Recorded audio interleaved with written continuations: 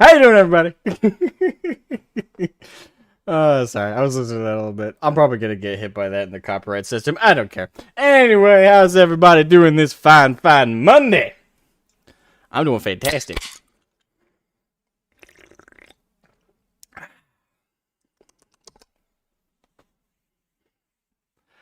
All right, righty. How's everybody doing? All right, so it looks like Pyrrhus was in the chat first earlier. First, indeed you were, good Pyrrhus.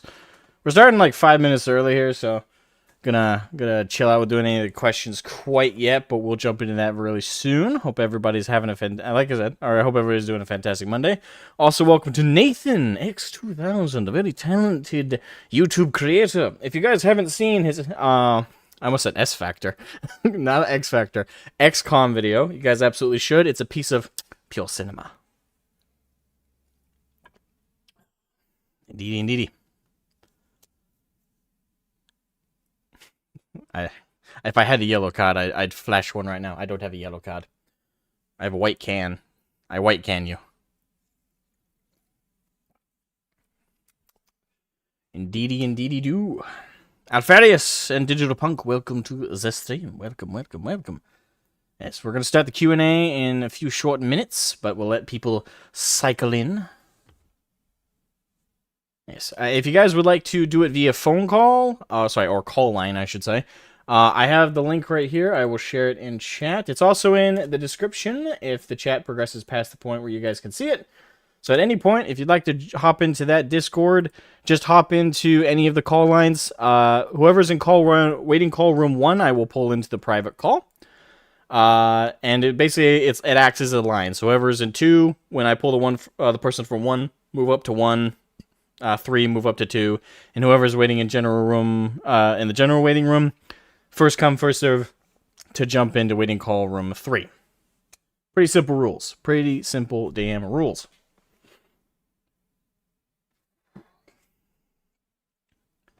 I will say this. I have had a fun day at work today. Very fun day. It was fun because I was the only person there.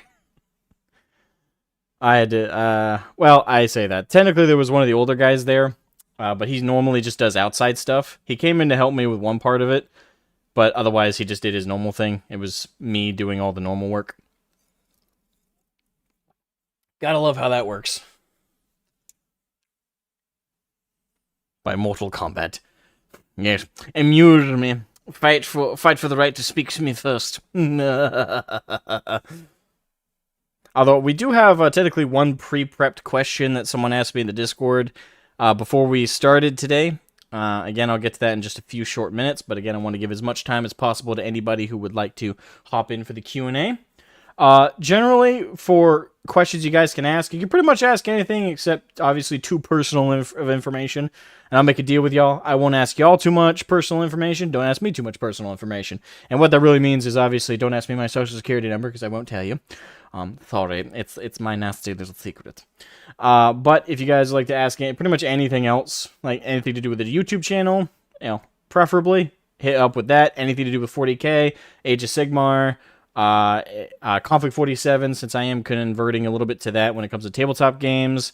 Asking about like the latest gaming content on the channel, anything at all you guys want to ask about that stuff. If you want to ask about Warglaive, feel free to. Even ask tough questions if you have been following it a while and are unhappy with it in any way. Feel free to ask me tough questions. I do not have any limiter on that. None at all. What is your name?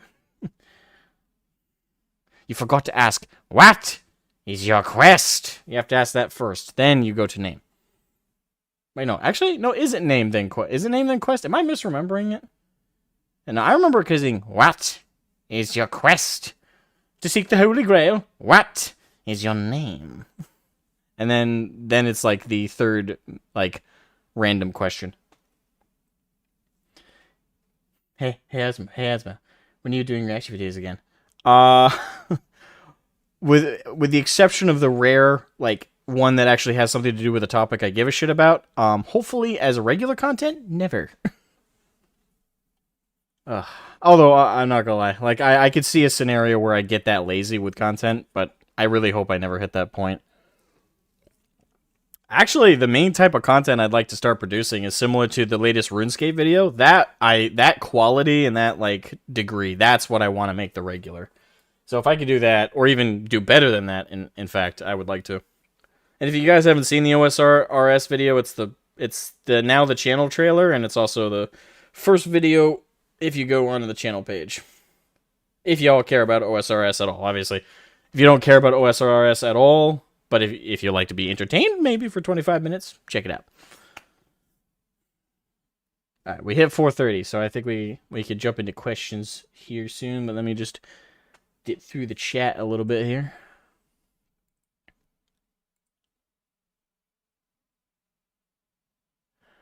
Ferris was here earlier. Hey, Ferris, doing damn good this Monday. Love to hear it. Hope it's going all right for you, Asmo. It is going fabulous. Thank you. And what is the air velocity of an Canadian swallow? African or European? Oh man, I wanted to see you react to some bullshit we pick out for you.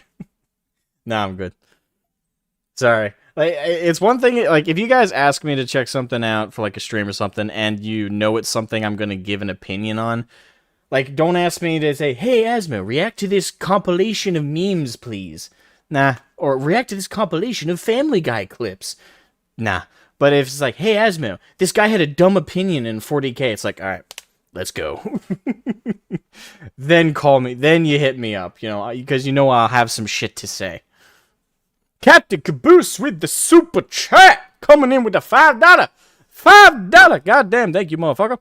You are a beautiful son of a bitch. Sorry, you ready or not? Or streaming the SWAT duck-ups. I actually think I genuinely don't know if we can stream ready or not. Because I heard a rumor that a guy tried to on YouTube and got in trouble. I don't know if that's true. I have to look into that. But I know we can make videos on it. The videos are fine, because the Ready or Not video I did, by the way, if you guys want to check that one out, that's on the channel page as well. That video did just fine, in terms of, like, YouTube's acceptance of it, which I was kind of worried, because YouTube has been really weird lately with, like, certain videos. Some videos that I would think YouTube would actually be on my ass about, they've greenlit.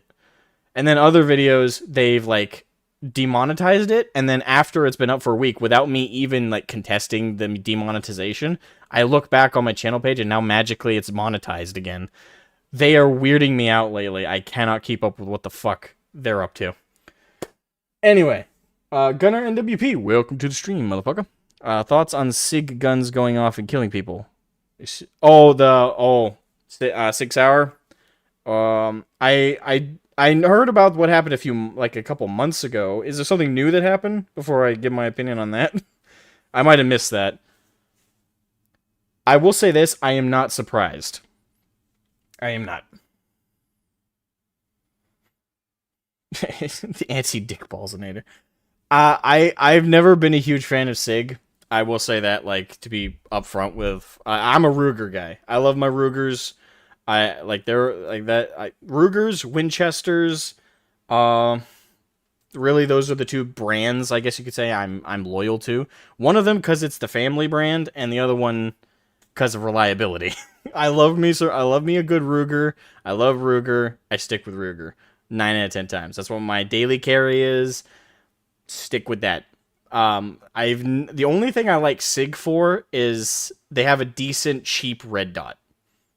That's what's on my AR. So that's it for that stuff.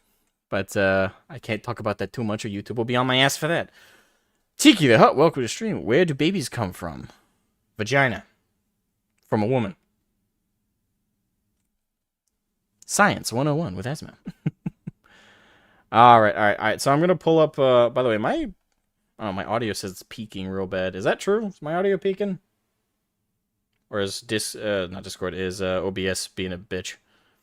Wheezy, how you doing, motherfucker? How you doing? Who wins in a fight? A wombat or a VTuber? A wombat, goddamn. VTubers ain't got nothing. They're flat PNGs 9 out of 10 times. And on rare occasion it is a 3D model, it's still polygons. Knock that shit over with a bowling pin. Let alone with a full-blown wombat.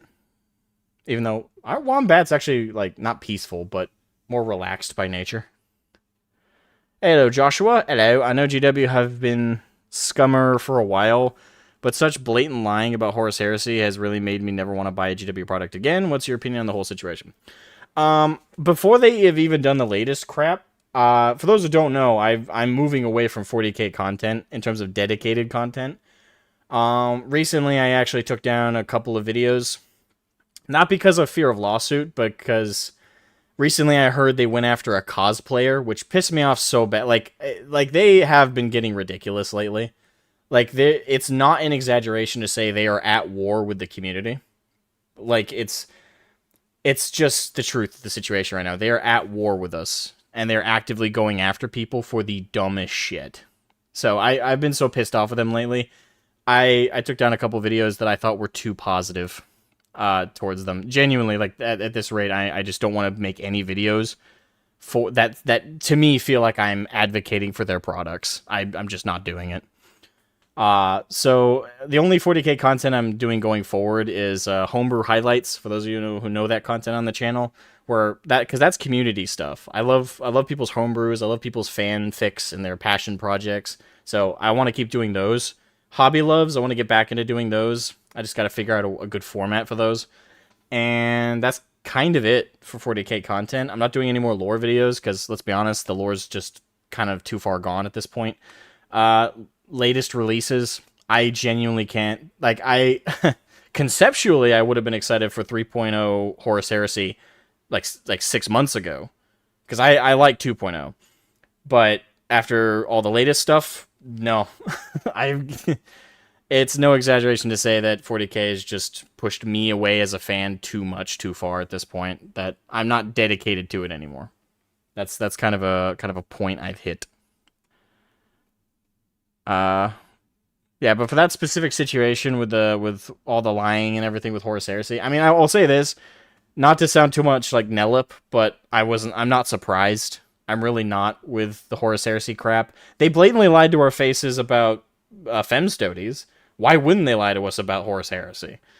Why wouldn't they lie to us about literally anything? There's no punishment for them lying. Like they lie to the community every day. And they do it with no sign of hesitancy, with no sign of actually trying to cover it up well. Honestly, the only people who are worse at lying than GW is the government. Currently. That's it. Otherwise, and I'm not getting political, but I'm just saying, the only people worse than GW at lying are currently the government. That's it. Like, government, GW. So, I don't know what to tell you. I've been through this song and dance too many times. Like, I went through it with World of Warcraft and getting totally pissed off with them. And I really hate to say it, but history has repeated itself almost one for one with Warhammer. Like, every piece of bullshit I went through with Blizzard, I've gone through with GW. And it's pretty much one for one. The only thing GW I can't say is done is stolen breast milk. Like, I can't put that on them. But pretty much everything else in terms of in-game controversy, I can pretty much make a one-for-one comparison between World of Warcraft and now Warhammer 40k. It's just two different mediums. Alright, so now, real quick, I do want to pull up my first Q&A question that was asked before the stream by a very lovely lady, that being Lady Runesong. Let me scroll to what her question was. So she asked in Discord, and she asked this because she wasn't sure if she would be able to attend the Q&A, which is fine. Lady Runesong asked, what's one positive thing that's come from my time on YouTube my time YouTubing that I didn't expect when I first started?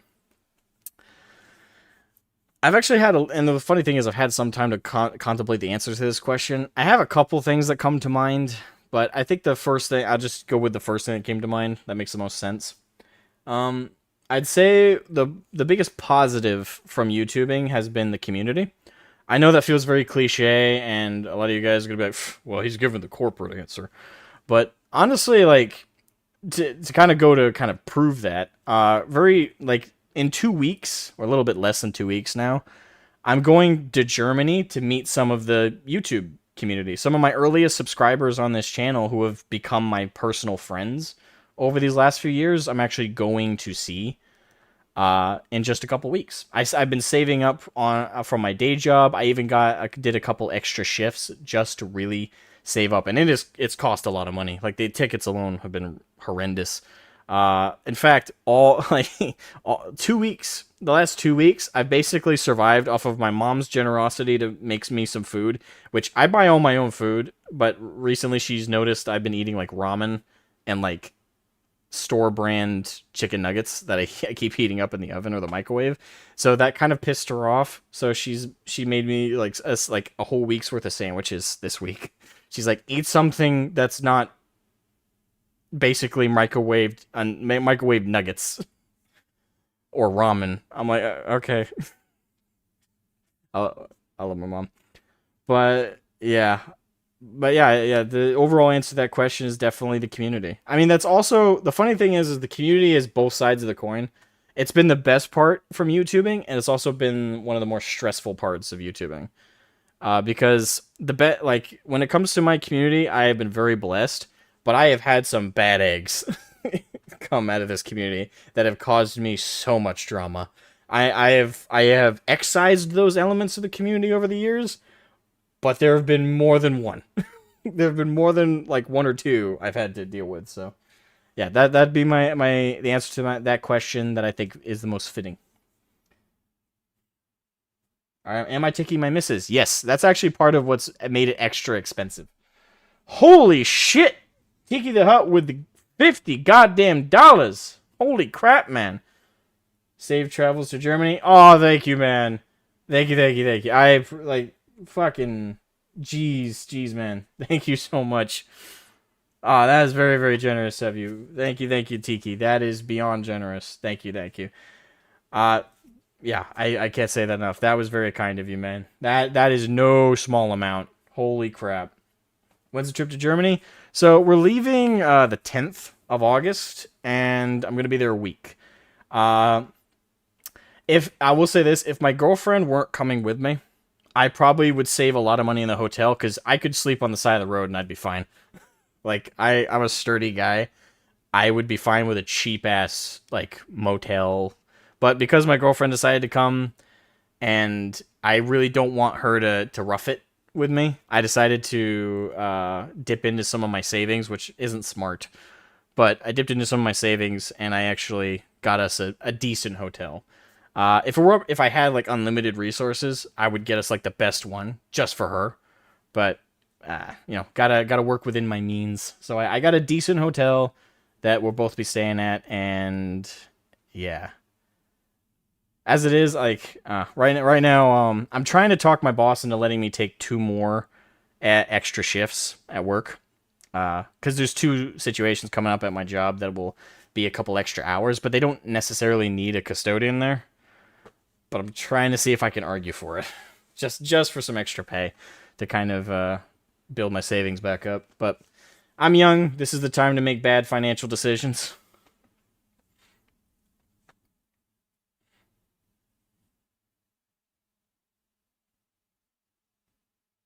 Oh, come on. I may be British, but I'm not that bad. Wait, what was that a response to? I'd say you were bad. Or did I? I don't know. Did I misspeak? Why don't you just be her bed? I mean, unfortunately, I've lost a lot of weight. I've regained some of it since, the military rejected me. Unfortunately, without that, like, motivator, my exercise routine has kind of fallen off. But despite that, I'm still a lot thinner than I used to be. So she's actually spoken of that. She said recently my chest is too hard. So when she lies on me in bed, it's usually my arm. It's usually my arm or like right here by my neck. She doesn't like my pecs apparently because they got too stiff. My moobs are no longer soft. Being bad, just playing, man. Okay. All right. So yeah, that was the first question. I already got some callers in the waiting. And again, if any of you guys would like to jump into the call lines, I'll be taking questions throughout the stream. Also in the chat. In fact, I'm going to scroll back up because I think I might have missed a couple. But I'm going to pull in our first caller on the stream. That would be Litany, who is also Digital Punk, by the way, in the chat there. I'm going to pull him in. Howdy, how? Howdy, howdy, howdy, howdy. Hey, how you doing, brother? I'm doing not too great, so I'm happy I can do this. Well, I hope things get better for you, man. I know you've been going through a lot the last couple of months. Yeah, you can say that again. But let's not dwell on that. Let's have some fun conversations here. Yeah.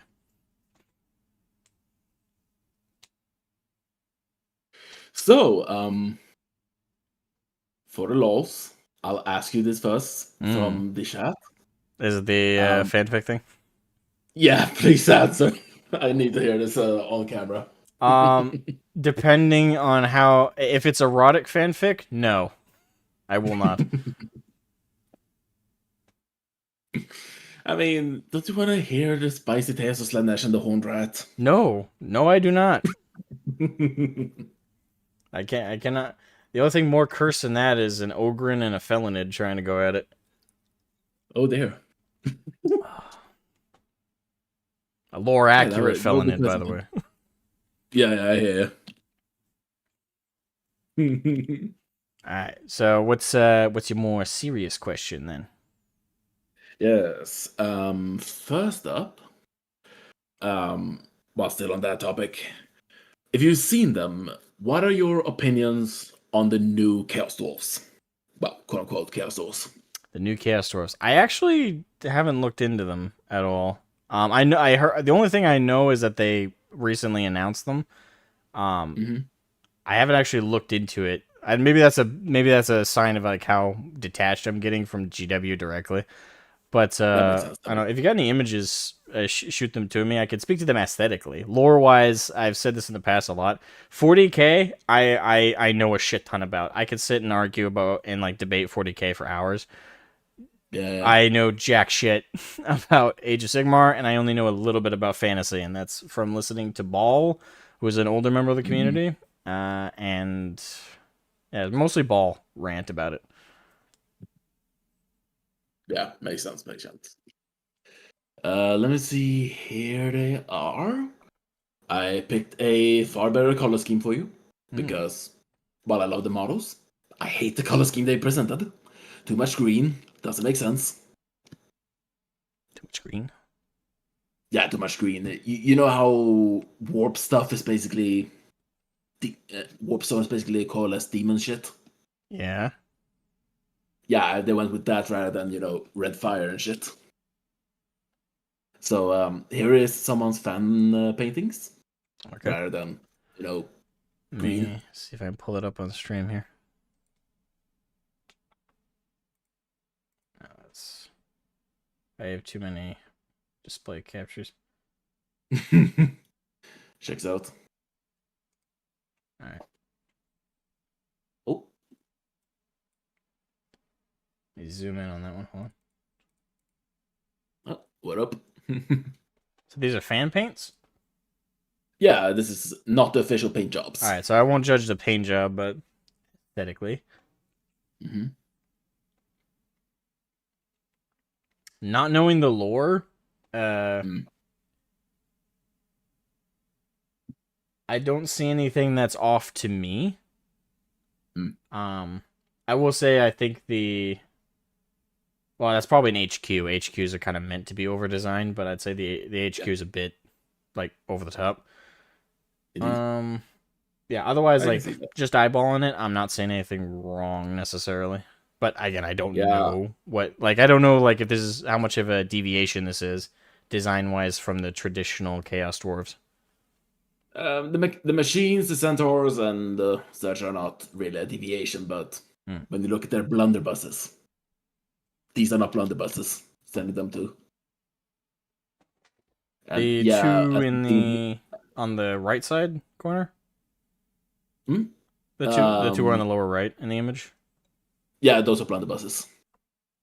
And I sent you two images of what they presented as the official paint scheme. They look like hand cannons. Yeah, they do, and everything they shoot is with demon energy. No gunpowder. I hate it, but hey. I will say the first thing I thought of when I just loaded this image is they look like Crap, what are those the dwarves from WoW that are stone skinned? Yeah, the Earthen. Yeah, the first thing I thought was earthen based on their skin tone. Mm. They look kind of. I mean, I know they're supposed to be dark in color, but they look kind of monotone. If it weren't for the green highlight on their weaponry, Yeah. I wouldn't even. Teleport skin from skin from armor. Yeah, like they look very bland.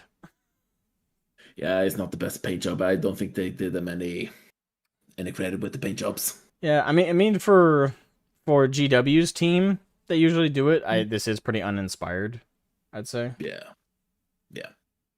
If those are supposed to be blunderbusses, they look more like hand mortars. Hmm. Yeah, but Blunderbusses is their name, apparently. It's weird. I mean, outside of that, like again, lore wise, I don't know about deviations. I'd say model design wise, I'd have to see the sprues, but assuming there's a level of kit bash available, because I know lately GW's been really leaning into. Yeah, they've been hammering it down on that shit. Yeah, they've been making a lot of it, so you can't really modify the minis lately, which Mm. I hope would not be the case for more basic units like this, but it's GW, so I wouldn't Yeah, be surprised. it's GW. Yeah. Are they? Correct me if I'm under misunderstanding, but are they supposed to have tusks like orcs? I mean, they did in fantasy too. Like, Okay. because of them having that chaos influence to them is that they are kind of mutated wolves. They're not quite the same as their regular kin. Yeah. I'd say like the green warpstone kind of look is making me think more of Skaven. Exactly. Yeah. That's my one big gripe with these. Make them red, please and thank you. Yeah, it feels like they just, I don't know, maybe the painters were given the wrong instructions. Yeah, I think they were going like warp energy, warp is green, green guns. Mm. I don't like it, but here we are. Nah. Luckily, I can paint them however the hell I please. True. I mean that's always the upside whenever you get minis. I mean, my latest mini project isn't even a GW miniature. It's a pinup model that someone else designed based on a Sister of Battle. Still working on it, but that's his part of her boobage torso. Ooh, booby toaster. Good stuff, good stuff. Alright. Oh, that is that is some nice stuff. Well, so did you have any other questions or? Let's see. I think there was one final one. Okay. I'm gonna tease you a bit here. When can we expect the next Warglade Gothic update? Probably 1 week after I get back from Germany, because that's about how long it's going to take me to put together my next little update. And it's not. I will say that update is going to be a small one. Makes sense. After that one, I'd say give me another 2 to 3 weeks, and there will be a much bigger update after that. Oh hell yeah! I look forward to it, man. Yep. I look so forward to it. I have gotten the hand of Blender, so I should be speeding things up. Can't wait. Awesome. Well, thank you so much for being my first caller, man. I appreciate it. Yeah, my pleasure. My pleasure. Thank you. Thank you for listening to my BS about Age of Sigmar. No problem. I'm here to listen to complaints about GW all day, because people have to listen to me complain all the time. Take care, man. You too. Bye-bye. Bye-bye. And that was our first caller, Litany, also known as Digital Punk. He's actually working on his own little project right now. It's not a tabletop project, but it is a fictional story he's working on. He has a Kickstarter up. So, yes. Looking to that. All right, let me, before I pull my next call, let me zip through chat and see if anybody else joined that I should welcome and see if there's any big questions I should pull. Welcome Nova Prospect Combine. More Assyrian beards. That's very specific. What 40k YouTubers could you beat in a fight? Pretty much all of them. All the ones I could think of. The only one I think I'd have trouble with, admittedly, is probably Major Kill. Because the man, I will say this: a lot of his musculature is for show, and I'm kind of partially convinced. I have no proof of this. This is not an allegation. This is solely, mostly a joke. But I think he's roiding.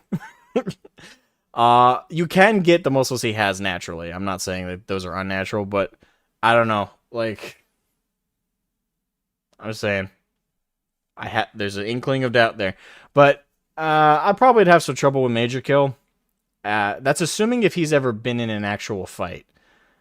If he hasn't, I'd definitely take him down. If he's been in any kind of a scuffle, I think he might I think he might have. I think I might have some difficulty taking him down. Also, isn't he like over 6 feet tall, or is he just? I think he's claimed that in the past.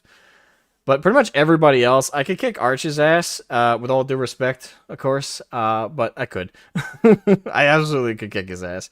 Bricky, Bricky wouldn't even be a problem. Not that I want to. These are not threats, YouTube. These are not threats. I am answering a question about a theoretical. This is all Minecraft. But yeah, I could kick Bricky's ass all day.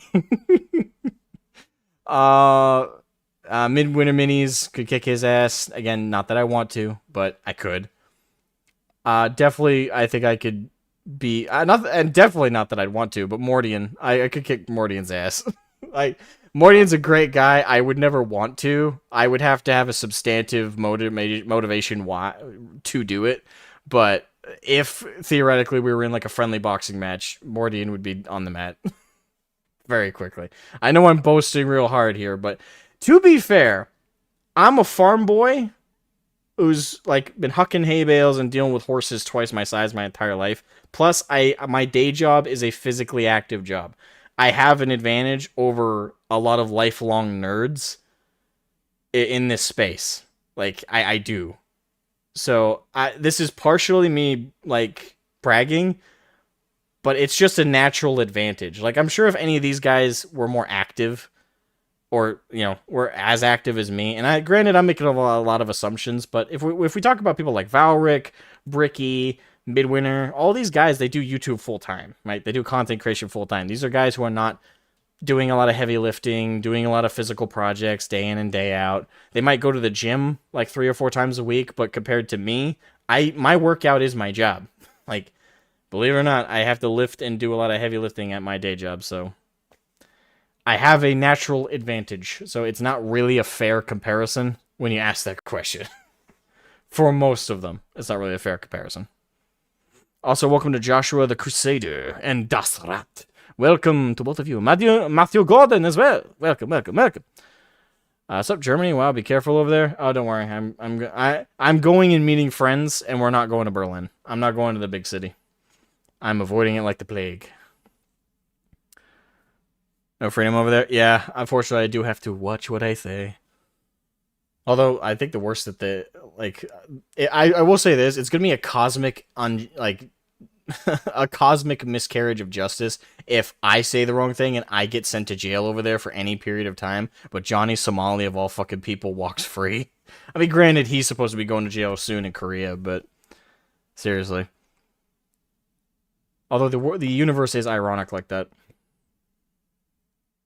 Even Gamza? Yeah, I probably could beat up Gamza. Yeah.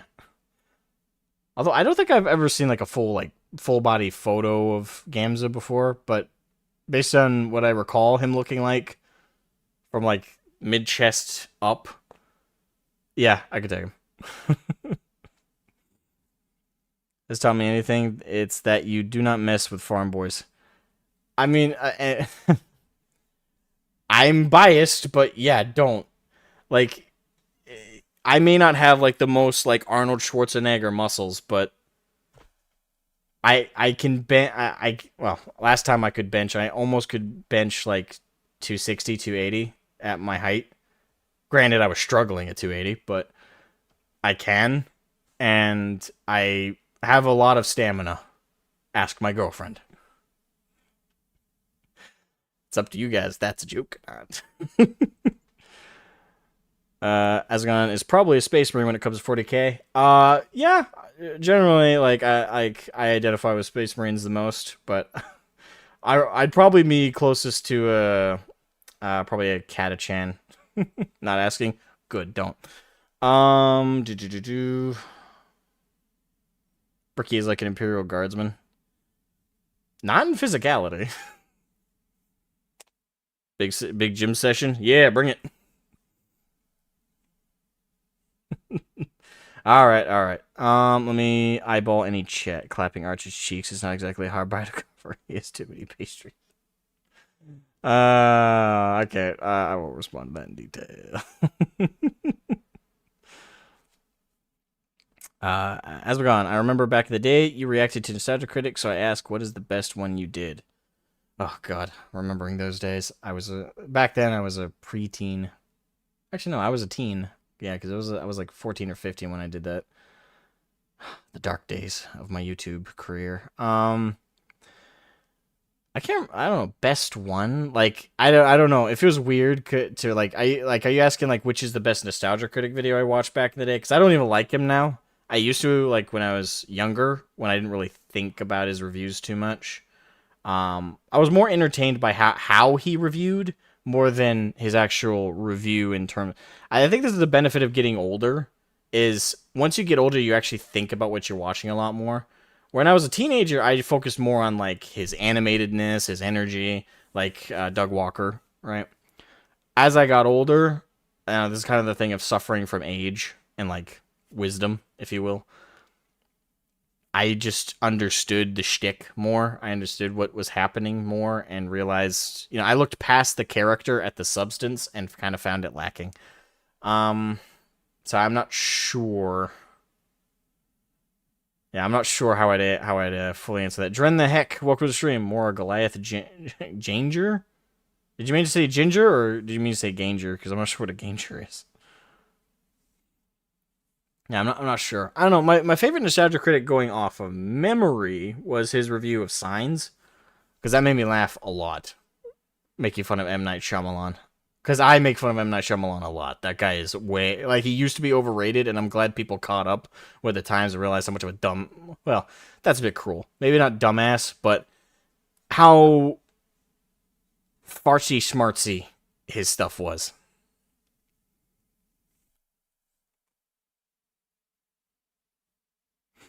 What do you think about making a community Discord? I have one. Technically, I have 3. I have one that was dedicated and kind of still is to FF14. That one's kind of gone quiet lately, obviously, because I haven't been playing FF14 in months. I plan to play that a little bit more. Right now, I'm playing a lot of RuneScape, but I sense a point where like RuneScape is going to be a lot more of a background thing that I do and occasionally talk about. So when that happens, I'll probably be playing stream-wise a lot more FF14. In terms of a 40k community Discord, I have one that's private with a lot of my legacy fans. It used to be the public one, but I kind of, to relate back to an earlier thing I said in the stream, that resulted in a lot of people who were too young, really, because most of my audience are older than me. They're like mid-30s or 40s, but I do get the occasional younger person. And we had like 3 or 4 people who were like 16 and 17, which some would argue, oh, well, that's old enough to have in this community. Not really. Not around like older adults with the humor and with the jokes. Nothing was like no sexual jokes, by the way, but just in like the types of dark jokes that like people will go to in like an older age range that I don't think a younger person A will get and B should get at that age, if that makes sense. Plus, it's just Discord is weird about that, so for that reason, I turned it private, and also because we had really bad eggs start to seep in that were bringing up creepy stuff. Like early on in the Discord's history, I made like an 18 plus section as a joke, and a couple of creepy guys took advantage of it, and they posted some stuff I wish had never been there, and I deleted it, and I got rid of those guys. So, yeah, I learned my lesson. So from those 2 reasons, I ended up privating it, and now the only way to kind of get in there is via the Patreon, which I would like to have like a middle ground where there is a public free Discord. I don't want to keep that behind a paywall, but that's just my only way to really bring in new people and kind of sift through them carefully one at a time.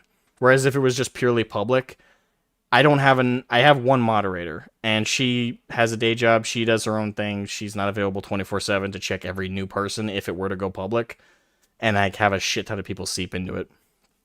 So the closest to a public Discord I have is actually the call line Discord, which I use for the open mic. That's kind of the middle ground one. It's free. You can join in, and whenever I do an open mic, the link works for 12 hours. So feel free to join that, and that kind of acts as my public community Discord for right now. I'll probably expand it if more people join, if you guys want to, into a proper community Discord. Right now, it's more geared towards just being for the call lines for these open mics. Excuse me. What do you think about... Oh, sorry, I already read that. How's the project going currently? It's going kind of slow.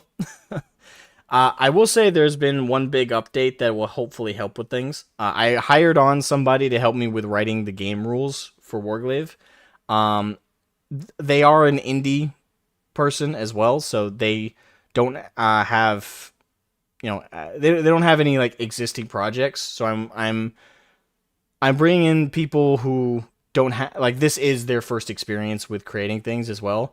So there is a level of like going back and forth and figuring out things, but they do have technical experience in creating like RPGs for like other things. So I'm hoping that'll help translate help translate to help. And also it gives me somebody to actually play test my rules builds, which I didn't have before.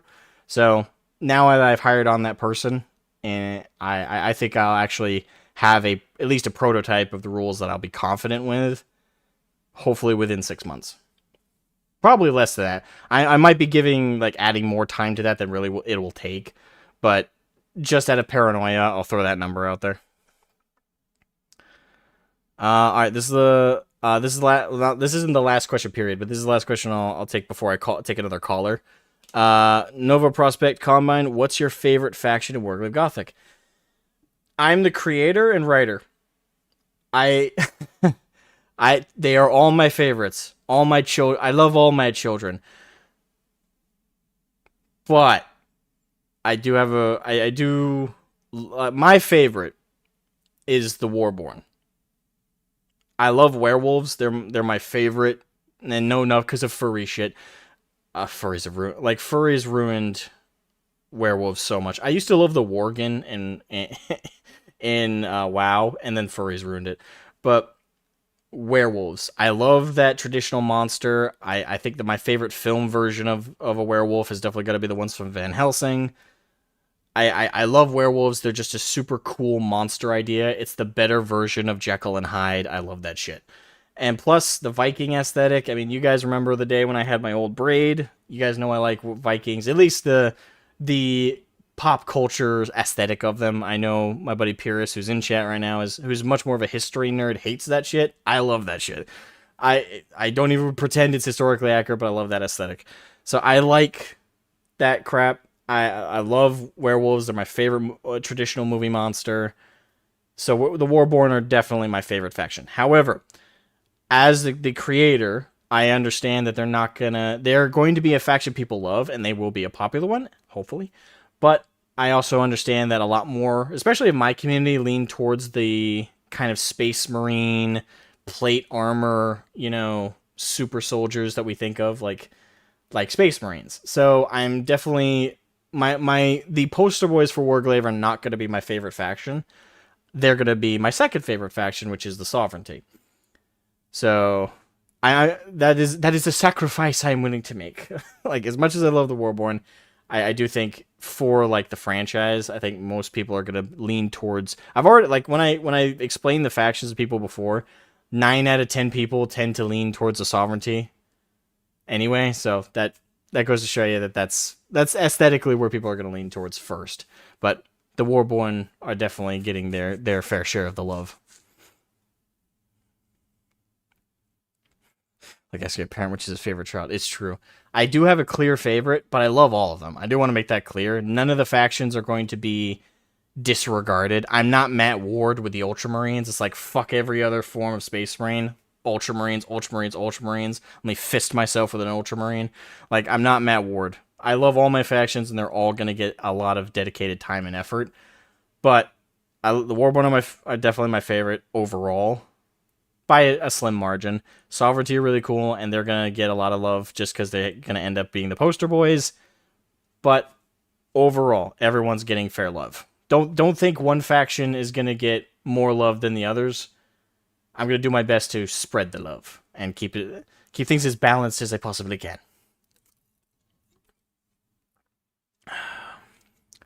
Is the project a tabletop board game or an RTS video game? It is a tabletop board game. I would love it if it ended up becoming that, but I don't. For those of you who haven't been with the channel very long or know about me too much, I actually, fresh out of high school, me and my best friend at the time tried to make a video game. It didn't work out. I'm not gonna badmouth it because I don't know if he wants to pick it up again and work on it again. And the last thing I want to do is hurt that effort. But I personally had a very bad experience with that. It was so bad that I personally don't want to head a video game project ever. It was such a bad experience for me. Again, for me personally, and I'm not shit talking it overall, and I'm not saying a future version of it will be bad. That's also why I'm not going to name the project. But I had such a bad experience with my very first attempt at game development as a creator. I don't want to do that shit again. I will do a tabletop game all day long because I have a lot more control. I have a lot more I can do with that. Matthew Gordon with the $20. Thank you. Thank you, thank you, thank you, thank you. Super generous, man. Thank you. For many beers and pretzels in Germany. Thank you. Also schnitzels. Much appreciated with a generous $20. Thank you, thank you, thank you. That was very generous of you. I appreciate that. But yeah, with that experience, that personally, a very bad experience with video game development, I never want to head another video game project again. So if an RTS for Warglaive were to happen, I would probably either have a whole nother team do it, and I would just consult and make sure that they get as much right as they can. But I wouldn't head it. The most I do is contribute like 3D models and stuff maybe to it. But the last thing I'd want to do is like actually be the head of like that team. I just couldn't do it. 40k is dying. I'd only get back into Warhammer if Gamza owned it. If Gamza took over GW, I don't know. At the very least, for the shits and giggles, I'd get back on. I'd be like, all right, let's see where this train's going. This is either gonna go off a cliff or this is gonna go great. All right, let me pull in my next caller.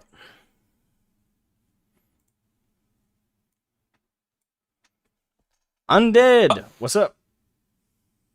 Oh, thank God! I've been spending most of my waiting singing songs from the 2010s and VeggieTales songs for some reason. Whoa! That is very specific, but okay. So, what's your question? My main question is, how do I get octopus videos to stop being recommended to me? Octopus. It's like the sea creature. All I do is watch videos of a monkey with a big ass nose, and then next thing you know, a bunch of octopus videos are in my recommendations. I hate those things. Well, step 1, stop watching hentai. Step 2, there's a little like triple dot. I'm not watching hentai. Okay. Well, there's a little triple dot thing like on your recommended videos. If you hit that, there's a don't recommend channel that should also hopefully apply to that video in the algorithm for you. So if you do that enough times, the algorithm should ideally stop recommending it. The other thing you can do is intentionally watch like a series of videos that have nothing to do with octopus or octopi or whatever the plural is. Videos with octopuses, they get recommended to me when I watch anything that has to do with animals. I'm not sure on that front. I don't know. YouTube's algorithm is really weird right now. God, they're gonna build a new world order. Anyway, man, this previous month has been interesting. That is true. So many people have left us so far. Have what? Yeah, Ozzy. Oh yeah. Ozzy Hulk Hogan. Did you saw that people were celebrating Hulk Hogan's death? Yeah, but we live in the modern age of a lot of degenerate shitheads, so I'm not Yeah. surprised. I looked up where he said the you know what word, Mm. and apparently it was from like a leaked sex tape. It was just the audio, Yeah. and I'm like, really, really, you're holding him for that from something that a bunch of lonely women are supposed to look at. Woo. Yeah, like people. I don't know how much I want to get into this, but generally people are extremely judgmental about that stuff, and there's a large sect of people that live in this delusion, which it's just funny because when this delusion applies to them magically, we should be forgiving, right? But there's a large sect of people that have this firm belief that like if you're always a bad person if you always make a bad move. And the thing is, Unless if you're a dude in a dress, you can be yeah, forgiven. exactly. Like there's always like a magic select number of like aspects about you that if you fit the bill magically, all the wrong you do is excusable. Or if you just simply apply to the right politics. But Yeah. yeah, if you have the wrong opinion one time, you're the devil incarnate, and nothing you do can Yeah. ever make up for it. I mean, look at J.K. Rowling. That woman literally agrees Oh yeah. 99% with one aspect of people, and they still turned on her for that 1% that didn't agree. So it just goes to show you, don't be afraid to have controversial opinions, folks, because Oh yeah. it does you no favors to kind of skirt around too many sensitive topics.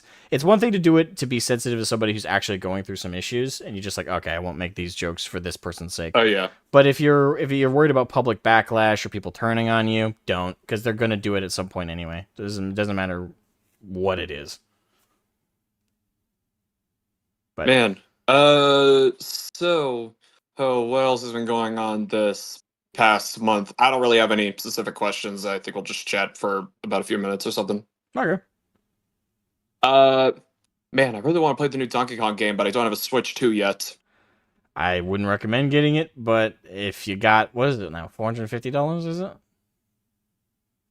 Yo, it's Trevor's fault that happened. No, dumbasses. This says Nintendo always overprices their shit.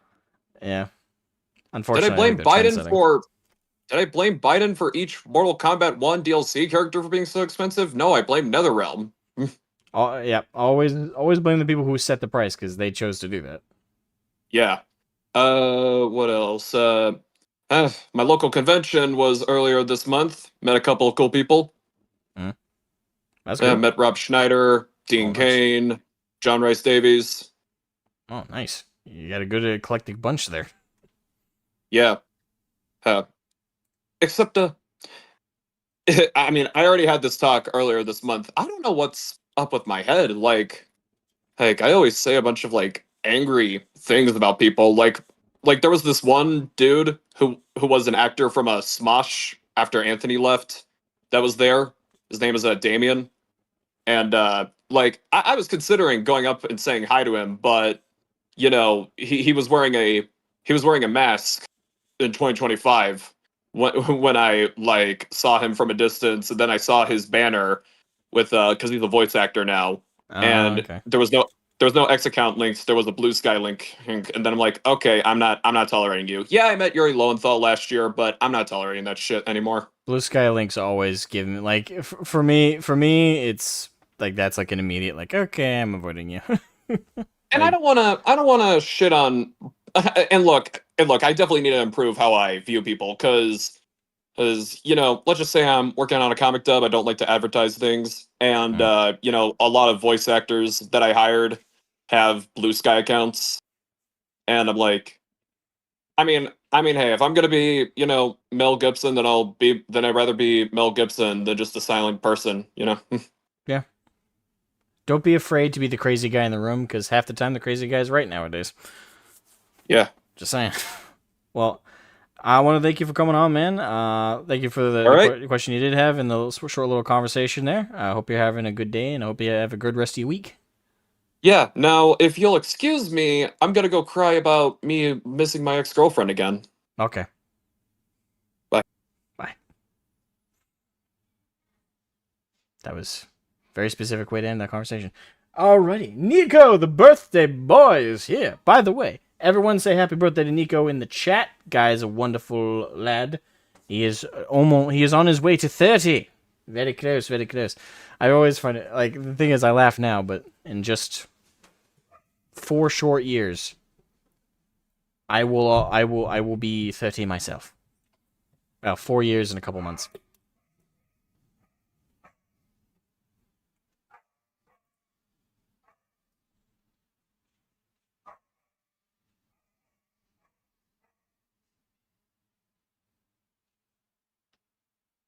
Sorry about that. My dog was freaking out for a second there. Okay.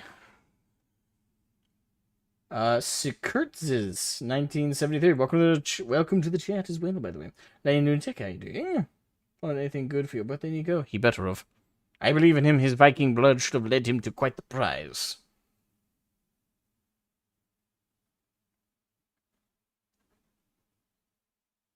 James Reed, welcome to the chat as well. I see he joined in a little bit earlier. Halfway did. Nice. Wait, halfway? 30's not halfway. 50 is. Always aim for the big triple digit. If you don't get there, skill issue.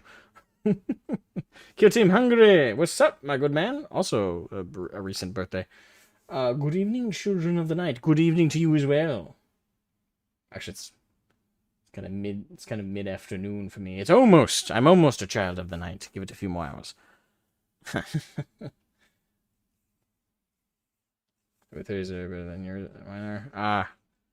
I hope mine are. I know Nico's will be, because I will fight for them to be good years of 30. But I don't know how. I don't know. Right now, I'm just hoping to survive my 20s, because the world is weird lately.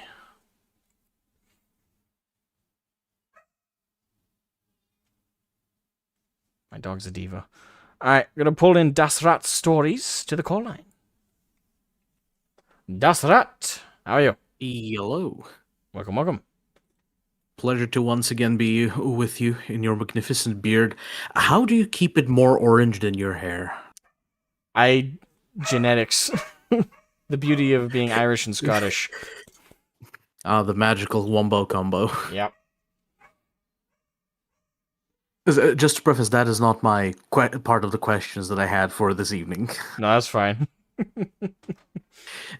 Before the main ones that I wanted to bring up, since you mentioned it kind of offhandedly, but I will admit I'm a bit of a tourist to the community, as I prefer to lurk and I'm delving into stuff. So I haven't encountered your homebrew highlights thing. Could you tell me more about that, as you have me intrigued? Well, I guess I'll pull it up for the check, because it's a little. The thing is, I haven't done them frequently, and they've been very spaced out on the channel. There is a playlist, I'm pretty sure. If I haven't made a playlist, that's my fault. I always forget to do this. I'll give them a look tomorrow, I suppose, because right now it is 20 minutes past midnight here. Yeah.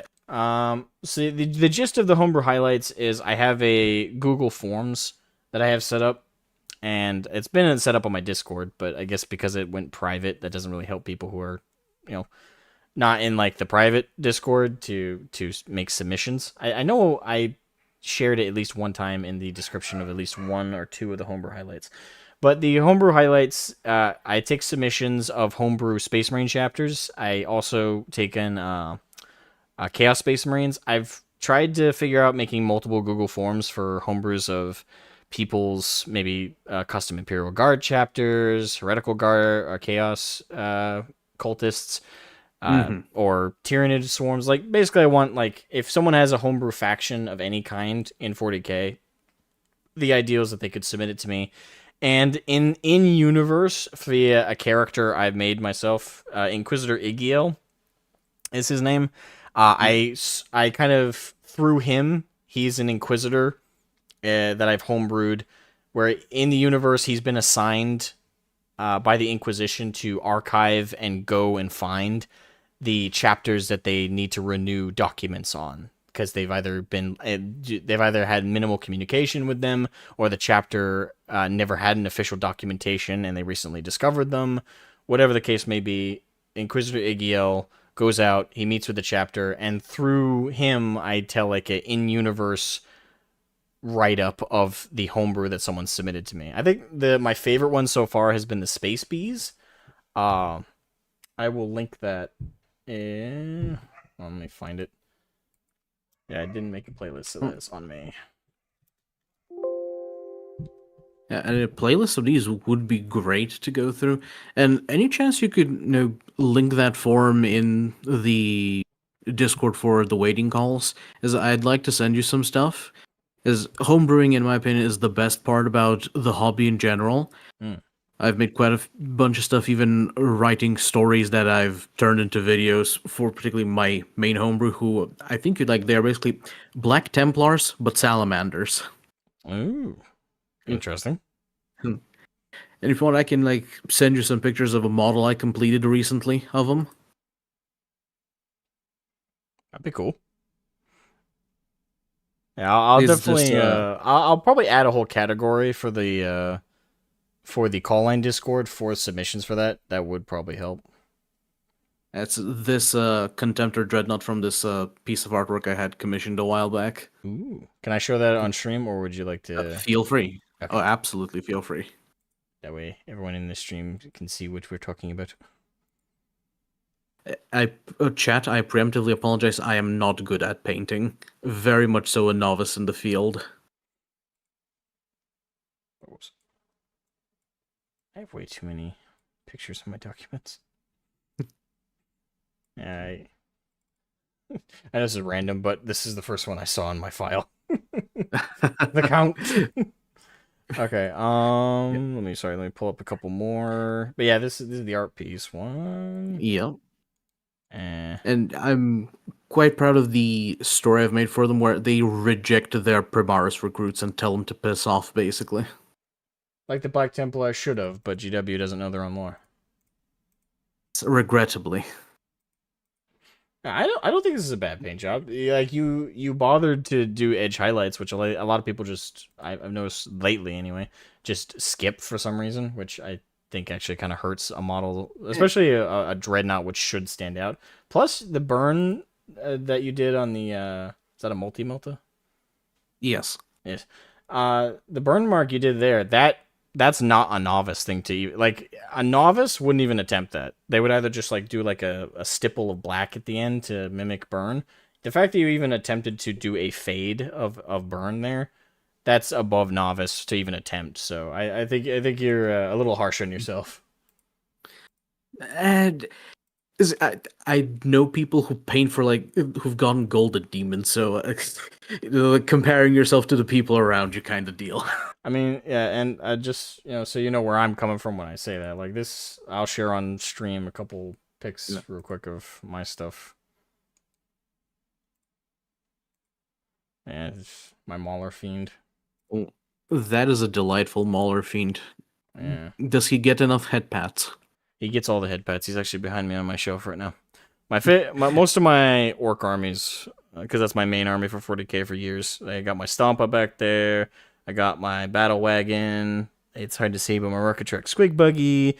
I got my actually I can't see it from here, but my Def Copters are on there. I know that. My War Boss is on there. My Killicans are up there. Yeah. I've been painting more boys the for better. years. Yeah. But I see here in the chat, Mr. Karneth Korn saying he really, really dislikes the salamanders these days, taking too much of the grimdark out of Warhammer. May I address him briefly, just a mild sharing about my gentlemen, the Draken Harbingers is what they're called. Go right ahead. So TLDR, their shtick is they are legionaries that survived Istvan 5 and went to Terra to aid in the defense, and when the siege was broken and Gilman was like, no, listen to me, they told him to piss off, ended up getting themselves wounded and stasis sealed until they were cracked open War of the Beast, only to see their dad die a second time, and at this point they were too Black Templary in terms of mindset to rejoin the original Salamanders, who they at presently consider wusses, to use a less a profane word, because Vulcan said the Gilman's idea of chapters is bad. Why did you allow yourselves to be turned into a chapter? So to them, the salamanders have been infested by ultramarines painted green long before the Primaris. So while still being Black Templar, they still follow, protect people, be self-sufficient, but they just use the Codex as toilet paper, if not even because they don't want to touch it. So base salamanders. That was the attempt. I can respect that. See, when you pop the link, I can give you a proper submission for them. But the space bees, I see the link there. Yeah, I'm they letting look awesome. Yeah, I'm letting the clip play. The artwork is actually done by the submitter, which I will say this: anyone who's interested in submitting for homebrew highlights, I don't do artwork for them. I might attempt to for the thumbnail, but generally, I recommend if you want to do a submission and you really want the artwork or them to be represented aesthetically, you guys will need to do the legwork on that front. I already have to do the writing and the actual editing and stuff for the video. I'm not that talented of an artist, so if I attempted to do an iteration for you digital art wise, it won't look good. I will be upfront about that. And that's fair, but homebrewing aside, the main thing I wanted to ask is since for Warglaive, I've only spotted, I haven't had the chance to get into the live streams you did about it, so I've only seen the review videos. I had to ask, that worm creature you created, is it part of the rat faction? So there I couldn't understand that. There isn't a rat faction. There is, so this is my fault for me and my artist Pyrrhus, who's actually ironically the one who submitted the Space Bees one. But I miscommunicated aesthetically because what they're supposed to be is gnolls, like space gnolls. Which for those who don't know what a gnoll is, it's an anthropomorphic hyena, effectively. Yeah. So that's what the Rathan are. We've played Warcraft. Yeah. We know. I know Rathan because rat kind of sounds like it's in the name. It's Wrath though, like WRATH. Again, a lot of that's my fault, and I know people are going to make that mistake. That's on me, but I'm not changing the name of the faction now. But just so you know, they're not technically they kind of fill the same role. So if you want to call them the Rat faction or the Skaven faction, they fill that role, but they're technically supposed to be gnolls. As for the worm, the Tomb Maker, that's actually part of the Gretsch faction. Yeah, so there are two separate factions. That's what I want to know because this is what gets me in hot water with Dune fans. I do not like Dune because I think worms are stupid, and making them the keystone of your entire setting is stupid. The Tomb Makers are not the keystone. They're just a elite monster that the Gretsch use. Lore-wise, their job is that they are unleashed by Gretsch bioships to start consuming large swaths of the planet's biomass, which includes the dirt and the soil. So they're kind of spread out through the planet, and they eat a bunch of it, and then they collect it, and they condense it in their bodies, and then bring it back to the bio either to the ship itself or to the spores that the ship will pick up when it's done feeding on the planet. Yeah, that's good. And I don't mean that they're the keystone of, in your case, it's just I don't like worms, so I'm happy that they are not part of the Rathan. And regarding them, when I get my hands on them models, you cannot stop me from making them look like rats. Oh, if you want to, go ahead. Go ahead and kit bash as much as you want. It doesn't change the canon, but homebrew as you will. It's absolutely. I don't mind that at all. That's fun. See, that's the bit I fear that in modern times we do have GW just absolutely train wrecking off of a cliff when it comes to their lore and stuff. And of course, gatekeep always. But I've noticed in some places that too many Puritans, not in the sense of preserving just a setting, are settling around. More in the sense that I'm a casual degenerate. However, in the sense that while I do like me some neat things, I'm fully conscious that they should never be canon. I just like to enjoy them on the side. Never force them to be canon.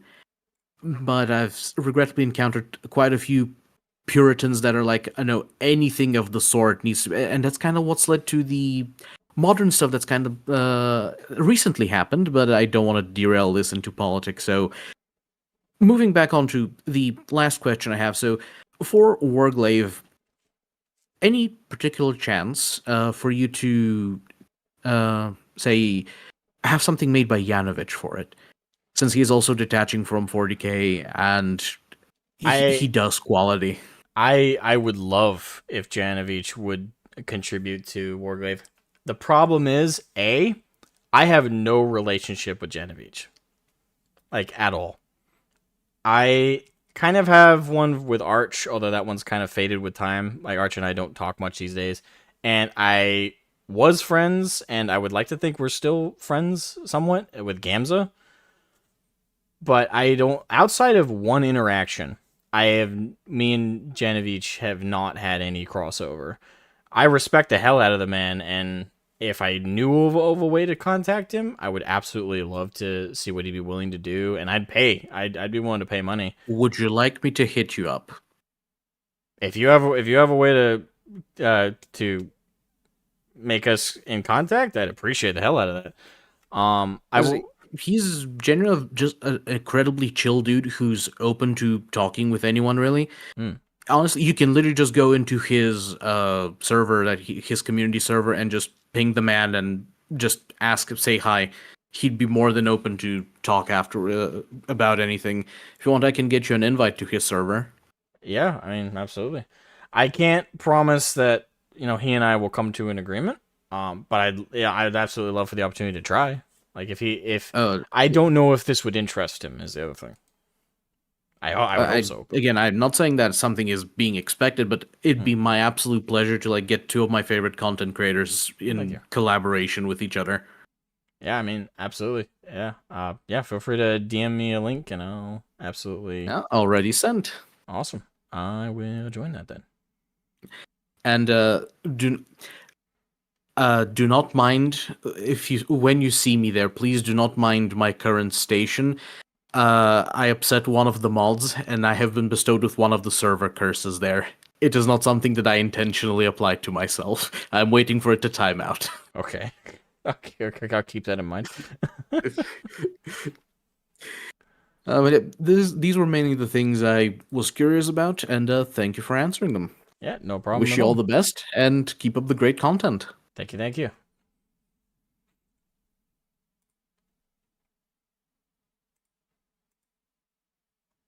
Alrighty. So very much appreciate the call there. Thank you so much, man. I was actually fun. A little back and forth there. Hold on, let me eyeball the chat. Let me catch up. Because I gotta scroll up a little bit.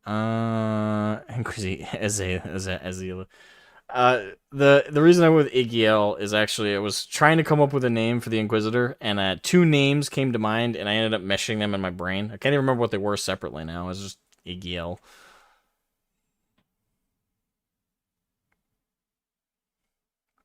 The trick to getting good at painting is to continue painting. That is very true. The more you paint, the better you will get. Although I will throw in the addendum, the more you paint and actually learn, you will. If you paint the same way every time, but you think you've done it perfect, doesn't matter how many times you do it, you won't improve because you thought you did it right the first time. And you might be doing it, not necessarily wrong, but you may not be necessarily improved from where you were. So you need to be willing to recognize where you're flawed and then fix the flaw. But generally, yeah, practice makes perfect. If you're actually practicing properly. So I just want to share on the screen right now since we were talking about it a second ago. For those who want to get a couple of models on the Patreon, which is linked in the description, and I'm not saying you guys have to, right now updates are very sparse on the Patreon. So if you join it, keep that in mind right now. I'm going to improve that hopefully within the next couple of months. But at current, the updates are extremely sparse on the Patreon.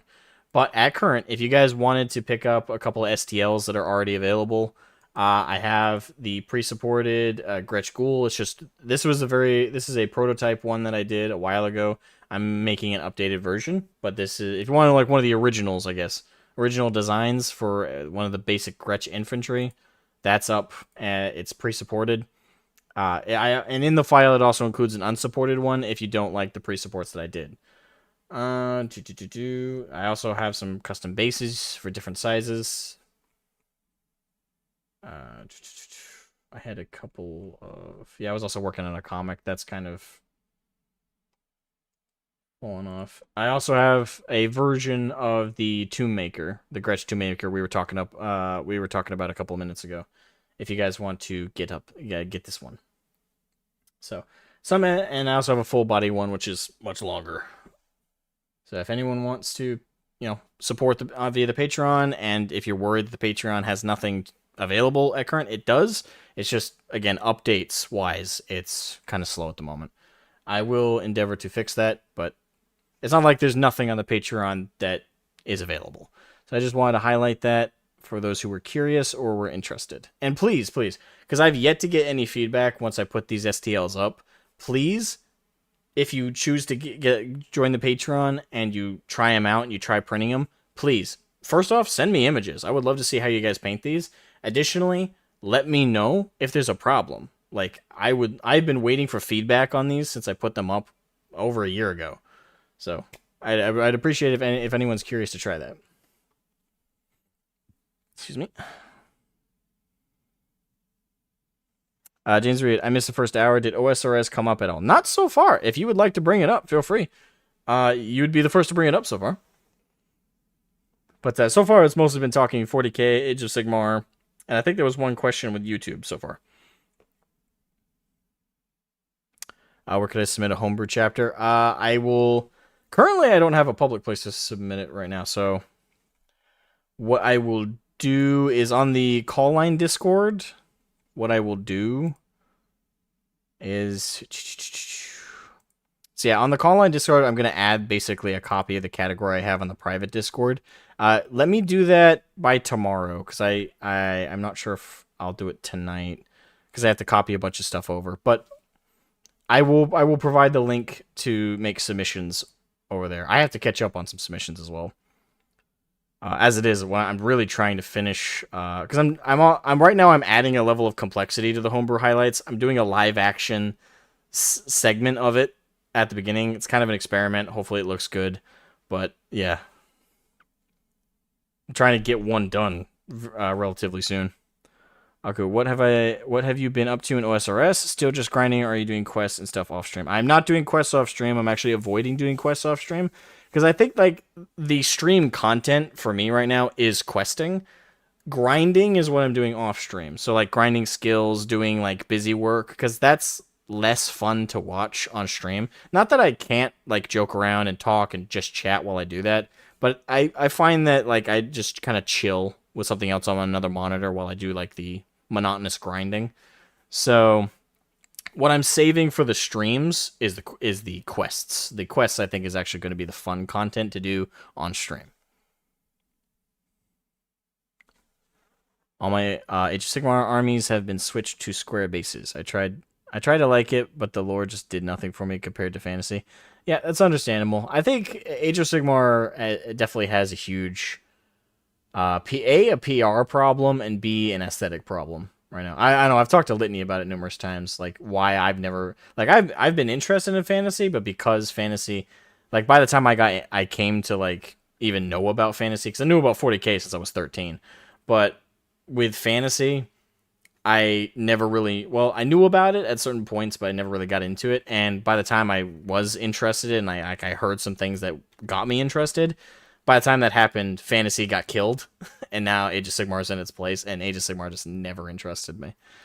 And it still hasn't to this day. The most Age of Sigmar interests me is solely because of the Skaven units, because I like the Skaven. They're interesting.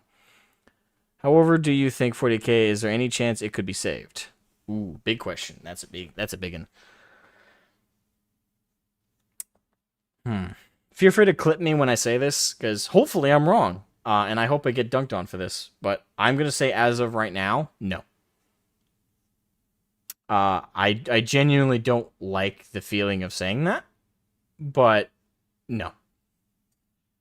I think 40k has kind of crossed the threshold of being saved.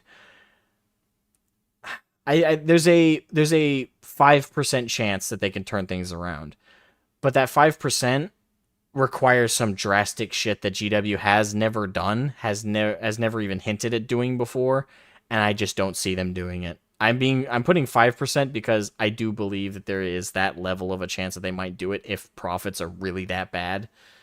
But that's just it. I don't think the profits will ever be that bad for them. Because here's the thing. And I kind of talked about this in my interview with Gamza. Oh, no, sorry, not Gamza. My interview with Nelip. I'm so sorry. But for those who haven't seen it, I talked to him a little bit about it. And that... and I'm going to avoid trying to be too doomerish here. But this is going to come off very doomer. As it stands with 40K, it has the same exact problem World of Warcraft has. And this is what I mean by that is there are too many addicts. There are too many people who, and this goes, by the way, this isn't just on one side of like a political spectrum. This isn't even a culture war divide. No matter, like, if you are a fan of 40K, the number of people who are fans of 40K and have been fans of 40K for a long time who even bothered to collect minis to begin with, the vast majority of them, again, no matter where they stand on any issue, buy the minis regardless of the complaints they have. Within my own community, when I started boycotting GW, and I never really stopped, my own community would agree with me and converse with me on basically on full agreement with my issues with GW and like my call outs with them. And those very same people in my community week to week would share images of the latest miniatures that they'd bought. Plastic, not STL remakes or STL proxies. The actual official model kits that they had bought fresh off the line. Like, for example, the brand new Emperor's Children models. I was bitching and moaning about GW and their legal stuff in chat on my Discord. A member of my community was conversing and agreeing with me. And we were going back and forth about it. Very next day, he's posting images of Fulgrim, the new model that he's painting, and of the whole new box set that he bought. That's why 40K will never be saved.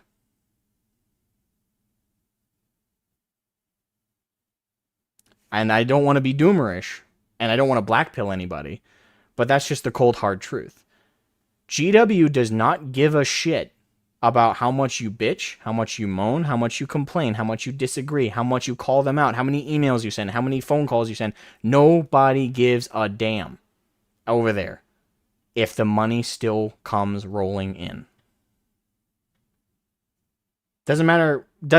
Literally everything else you do does not matter. What matters is the profits coming in? Are you buying the models? If you are, literally every complaint you have is bullshit and does not matter. Full stop. And that's why they'll never change, because that's why I also am moving away from 40K. I don't really feel that my voice is heard. And it's one thing if GW doesn't hear me. They don't give a shit about me. If they could get away with it, they'd sue me tomorrow. They'd sue me today. But what kills my motivation to call them out, what kills my motivation to push back against GW's bullshit, is when my own community, the people who supposedly agree with me and are like in the same mindset as me, are buying the same shit that they're complaining about. Your complaints will never be heard because you've given them no reason to listen. And by the way, I'm not saying like I'm mad at my community. I'm apathetic now. There's no anger. Like, I get that they love, like, those purchases are because they love the franchise. They love the minis. They love the designs. They want more painting projects and more things to work on. And that's their coping mechanism for a difficult life. I get that. And, like, there's nothing I can do to, like, tell someone, hey, bad, you're not allowed to buy them. Like, no.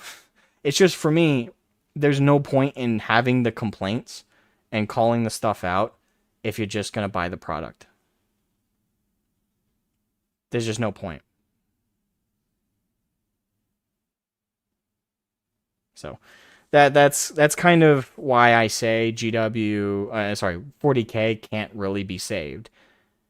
The only way it'll be saved is if, and by the way, like, also to kind of throw this out, I've recently had some conversations with members of my community who agree with me on a lot of things, but I've had members of the community like huff some major copium because I was recently talking with some people and I was pointing out, it's like, listen, 40K, like, lore wise, has basically been lost since Femstories has been introduced.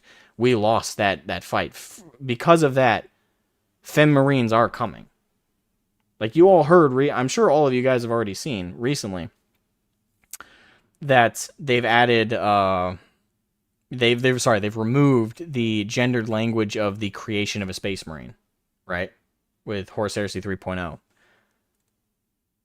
It doesn't take a genius to see why they're doing that. Why they're completely removing any reference to the gender specific language of a Space Marine. Female Space Marines are coming. Like, it's not an if. And that's just it. I was having a conversation with a member of the community, and he insisted, well, I still think it's an if. And then his argument was, my argument of why it's not is Femstoties and that gender removal. His response to that was, well, I consider Femstoties completely different from female Space Marines. And I responded, and as much of a dick as this felt to say, it was just the truth. It's that attitude. It's that attitude that GW is going to take advantage of so they can do it. Because you were willing to move the goalpost when they did Femstoties. Why the hell wouldn't you do it? Because they did that. And then you internally were like, oh, well, that's different. Let me move the goalpost. So now, for me to actually do anything, the goalpost is over here now. They're relying on you to move that goalpost again. And you left the wheels on it. Because you made that excuse for them once. Why will you not do it again? If you can say for female custodies, which had a clear political motivation for it, no other motivation to do it, clear political motivation, if you were willing to move the goalpost for that, you will move the goalpost for female Space Marines. And I will put money on it. That's why I don't see 40K turning around. And that's the most I'll say on it, because I don't want to linger there. As dramatic as it felt to say that, and as like depressing as it meant to say that, that's just where I'm at. That's why I'm moving away from 40K in regards to lore content, and in regards to talking about the tabletop. Like, for me at this point, it just feels like a waste of time. It definitely feels like a waste of time to call out their bullshit. But at the very least, I think the community content isn't a waste of time, because that's still fun. You know, that's still focusing on the positives I can still find in the hobby and in 40K that I still love is in the community stuff, like homebrew highlights, people's fanfics. That's a lot of fun. Hobby love videos, where looking at people's painting projects. You can still find love in that, completely sans, the lore and what GW is doing. You can still find the love in that. So that's the part of 40K I'm holding on to. And I am sad that Janovich couldn't find something like that for himself as well. And when it comes to like off YouTube, by the way, I'm still going to tournaments and I'm still playing 40K IRL. Especially when I can find a group to play like an older, like 5th or 4th edition, because I have the booklets for it now. But like if I can find a group to do that, that's that kind of stuff I like to do. But that's off content, that's off stream. Yeah. Oh, sorry, let me stretch my back. I'm an old man. What do I think of the Saturn 9 box set and its release? I've kind of gone back and forth on this. I think the pricing is bullshit, but that's neither here nor that's just GW. Like that. Oh, you think the pricing for GW is bad? Well, it must be Tuesday. That aside, I don't know. I wasn't really impressed with the models. The paint jobs were great, but I'm looking past the paint and actually looking at the models aesthetically. I wasn't really like... There's nothing in that set that I'm in love with, right? There's nothing about Saturn 9 that makes me go, I need that. Like, when they released the 2.0 box set, shoot, I even have the box. Crap.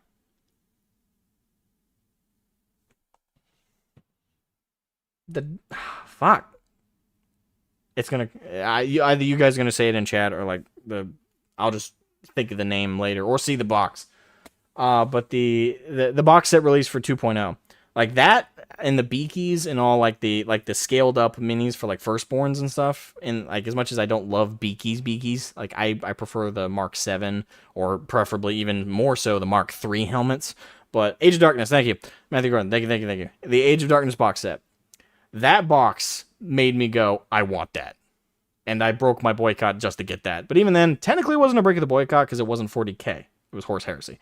Although now I'm done with I'm kind of done with Horus Heresy. I'm definitely not playing 3.0. Like there's a local group that plays 2.0. I think they're gonna convert to 3.0, but I'm gonna ask them if they're gonna still try and play 2.0. Hopefully, if they are, I'll still play that with my Blood Angels. But as it stands, if that group, my local group, converts to 3.0, I won't be playing Horus Heresy. I won't be able to because I'm not willing to buy all the extra booklets and stuff for it, and B, I don't want to. Mark 7 is Mark 7 is definitely like Mark 7's the iconic Space Marine, right? Like that's the grill, that's the peak, right? Sorry about my dog. She's been all over it today. Mark 3 is peak. Mark 3 is my favorite. I will say that. I will say objectively or overall, Mark 7 I think is best because I think it's like one of the first ones most of like the old school fans saw is the Mark 7 helmet. Mark 7 is the most like iconic aesthetic of Space Marines, I think. Mark 3 is just my personal favorite. But I won't say that it's like I won't say Mark 3 is like as iconic as Mark 7 though. I think Mark 3 is more like you have a specific niche love of it, right? So I will definitely objectively give Mark 7 like peak, like Space Marine helm design. Absolutely. All right, I'm gonna pull in our next caller because I've had them delayed for a while now, and I'm sure they're pissed. Hold on. Oh, I just got a friend request. Okay, let me accept that. Boom. Okay. Right. I'm gonna pull in Lightning Lunatic, and then I saw James Reed say some more, so I'm assuming that's OSRS stuff. So I'm gonna check that out as well. Lightning Lunatic, how you doing? I'm doing well today, Asmo. How about you, man? I am doing fantastic. And to cut you off there, to get me being pissed, I've been playing Warframe in the background while your stream's been going, man. You're good. Oh, okay, good. How's Valkyr? I know you mentioned that they buffed her. So much fun. Awesome. So very much fun. In fact, I'm robbing about the hulls of a derelict ship right now, murdering a bunch of corpus bastards. Very fitting for my mainframe. Nice. All right. Anywho, to the question. It's actually Warclave Gothic related. Oh, nice. All right. So I've already mentioned a couple of similar other games I played. One of them, War Machine, had some. They had some incentives and sort of ways you could make themed forces around very specific units that also kind of restricted you from pulling out other units. Like if I wanted to make, say, a unit based around Storm Knights, the guys with the freaking lightning swords. I was actually that also fairly restricted me in terms of infantry units that could bring any sort of long-range firepower. Thus, you're making yourself a benefit, but giving yourself a bit of a drawback. But it was also very thematic and very good-looking to have that sort of an army on the tabletop. Will you be implementing something similar in Warglaive Gothic, incentivizing thematic forces? I won't be at current, because I will say everything I'm about to say is very subject to change, especially now that I've hired somebody to help me with the rules. But dev build subject to change. Yes, but at current, I have no infrastructure that will incentivize themed armies, but the capacity is there for sure. Because in the current build of the rules, right now the only requirements for your armies, you have to have an HQ, which I actually am going to rename HQ works, but gonna rename. You have to have a leader for your army, which can be in multiple forms, and you also have to have a minimum of 2 units of infantry. That's in the current version of the rules.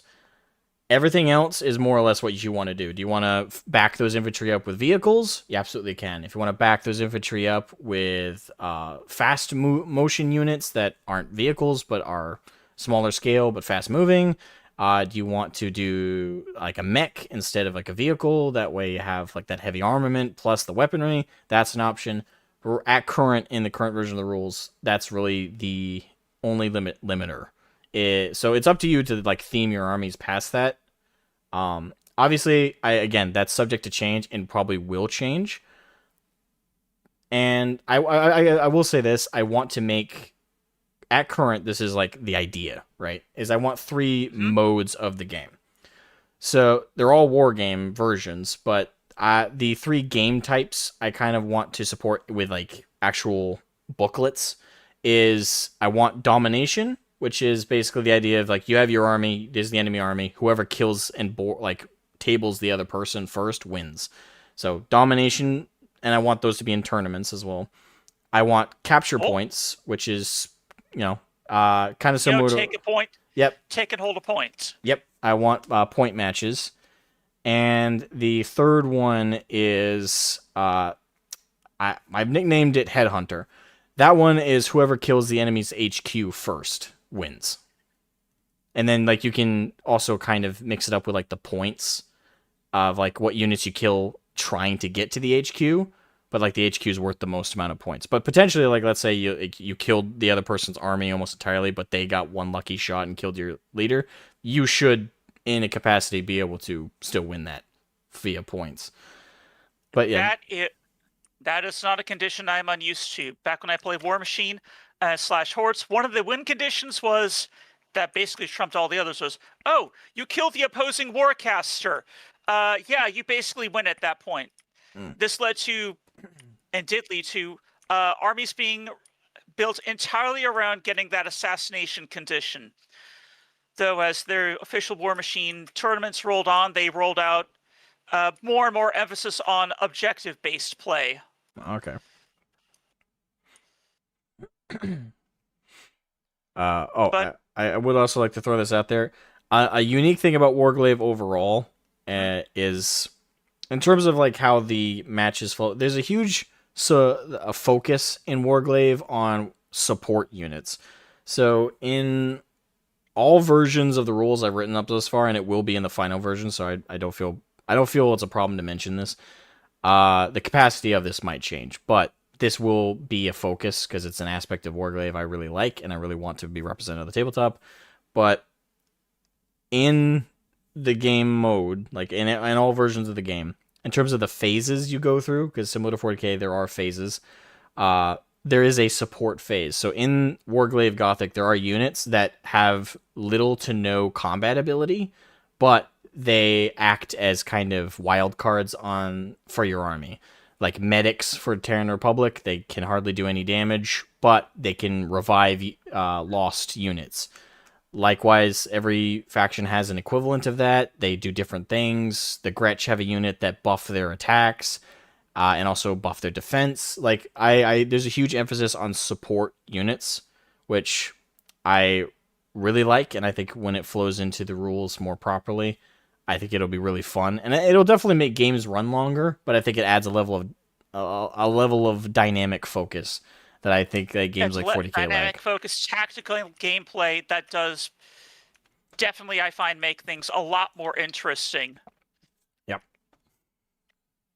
It also gives you more things you gotta look out for, and you gotta look out for your support units. Otherwise, your combat units you'd use to freaking kill things ain't gonna be nearly as effective. Oh yeah, I am very excited to see how it will all translate once the final iteration of the rules is done. Yeah, I'm really hopeful for first edition, and I will say this, like right now, I'm gonna say terms like first edition a lot. My hope is that first edition will last like a decade, like with the equivalent, I guess, of patches or like fixes, FAQs, like based on like feedback, like if people have issues. The only reason I'd make other editions is A, if there's like a huge problem with like the first release and I need like a big dynamic like restart, I'll do like a second edition. The other reason I do a second edition is if I'm adding a whole faction and the lore kind of expands a bit more. As it really should be, man. Yep. Unlike, freaking resetting every 3 years, grumble, grumble, grumble. Yeah, I want to avoid like that being like a cop out for like bad rules and stuff. It's like, okay, I'll just work everything out for the next edition. It's like, no, I want first edition to be an edition that lasts for as long as people are like enjoy it, and I only want to release a second edition if I have an actual proper justification to release it. And again, I could see a justification for that being like a new faction is being introduced and the lore is expanding in a major way. Other than that, kind of want to stick to one edition that I just fix up and I hit at it that people can enjoy in a fun way. Yeah, I would prefer to try and optimize the existing edition.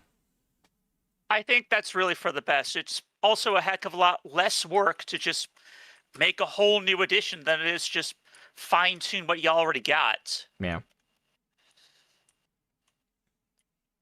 Oh, did you have any other questions, man? Not really on my brain space. I mean, I look forward to more updates regarding Warglaive Gothic, and I'll try to freaking put that website in my freaking bookmarks when I'm not running around tearing shit apart with claws and whatnot. But good talking to you, man. Yeah, absolutely. And thanks for having me on. Yeah, no problem. Thank you so much for coming on. I appreciate it. Appreciate you, brother. Take care, man. You too. Bye. Bye. All right, that was Lane Lunatic. I have no one else in the call room, so I'll just go back and forth with chat right now. Let's see. Does anybody have any questions in chat I'd like to hit on? Kid Team Hungry said yes earlier. Just bought a Vallejo base primer, and get this, Vallejo gives you 2 can caps to the spray can. One for big surfaces, one for retain. Oh, they give you adjustable. Oh, damn, that's way better than GW. When did GW ever do that? Never. GW's like, hey, here's a $30 can, or worse, sometimes $60 can. Have fun. What? It is one cap, and it will not last long.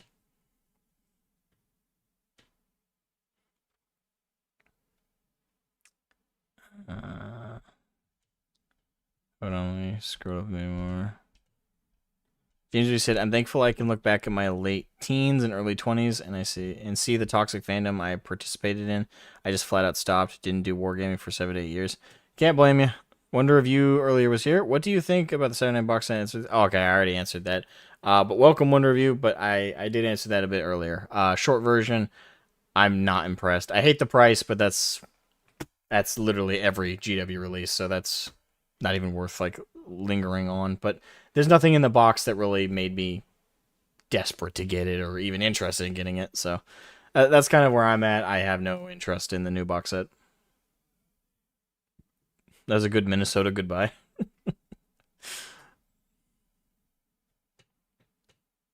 Oberyn Flower Garden for the win. I don't know. My favorite Warframe is Nidus, I gotta say. Maybe it's just because I did so many like hour-plus survival runs with him, but Nidus was always my favorite. I don't know. I'd have to go back through like the catalog of them at this point and like wonder if I do that. How over do you think 40K is? There any chance? Okay, sorry, I answered that earlier. I think I scrolled too far up in the chat. I hate whales. Oh God, yeah. I think we all do. Plastic crack addicted whales are what's holding this all together. Really, it is. Like, if it weren't for the plastic crack addicts, I think 40K would be in a lot better space, because I think any of the boycotts that have happened would have actually succeeded. Because the one thing that'll get GW to change or at all adjust how they approach us as the community and their consumers is their wallets. If the wallet remains unaffected or minimally affected, they do not give a shit. They have shown they don't care. You can yell and scream at them all you want. You can send emails. You can literally overwhelm their emails to the point that they shut them down. They still won't make a change. They might go quiet for a couple months just because that was annoying to them, but they won't make any kind of substantive or meaningful change. Money talks, everything else is bullshit. And I can say with 100% confidence, I did my part. I did not buy GW for a long ass time. I didn't need to be fair. I bought a shit ton before I boycotted that I still haven't gone through. But still, I did my part for well over like 2-3 years. I didn't buy directly from GW. My own community didn't follow that. So I don't know what to tell you other than I did my part, and I've hit a point where my apathy is just too much there. So I'm not an outsider. I'm still playing 40K. I'm not. I will say this. I haven't hit a fuck it point where I'm just buying GW models. No, I'm still gonna. But now it's just a financial decision. I'm not buying GW products, any new ones anyway. I got a 3D printer. I will use a 3D printer. And right now, I'd rather use my 3D printer to print off prototypes for Warglaive rather than print off STLs for a game that's pissed me off as much as GW has. Plus, I got my Orc army and I got my Horse Heresy army. I'm good for the games that I play. And yeah, Karn, you were a good boy. Good, very good boy. For every Asmogan, there's 50 Valrex. That's just exactly. Honestly, that's the truth. And Valrek, I think, is the perfect example, because a lot of people call him a shill. I've said this in the past, and I'll say it again. He is not a shill. He's an addict. Shills get paid. Shills get compensated. Shills get a pat back. He doesn't get any of that. And he still defends them. He still has their back. He still gives them the biggest fucking olive branch. He claims to be a friend of A Border Prince, right? A Border Prince recently had his whole fucking channel nuked. And Valric, to his credit, made a video addressing it, but immediately took it down because of toxicity. Everybody who came in the chat was being so toxic. And the funniest thing is, in that video Valric put up before he took it down, the like to dislike ratio was in his favor. It was over 2/3 of the people watching it liked his video. So in a video where he was mainly being supported and basically won public opinion, despite the fact that, in my opinion, he totally fucking bitched out in that situation, because again, he gives GW as much rope as they need to get away with any situation, even in a situation where someone he claims is his friend got fucked over hard by them. He still gives them the biggest olive branch in the fucking world. Like, he is a great example of the problem. He is an addict, not like, yeah, simp even works, but he's not a shill. He's not getting paid.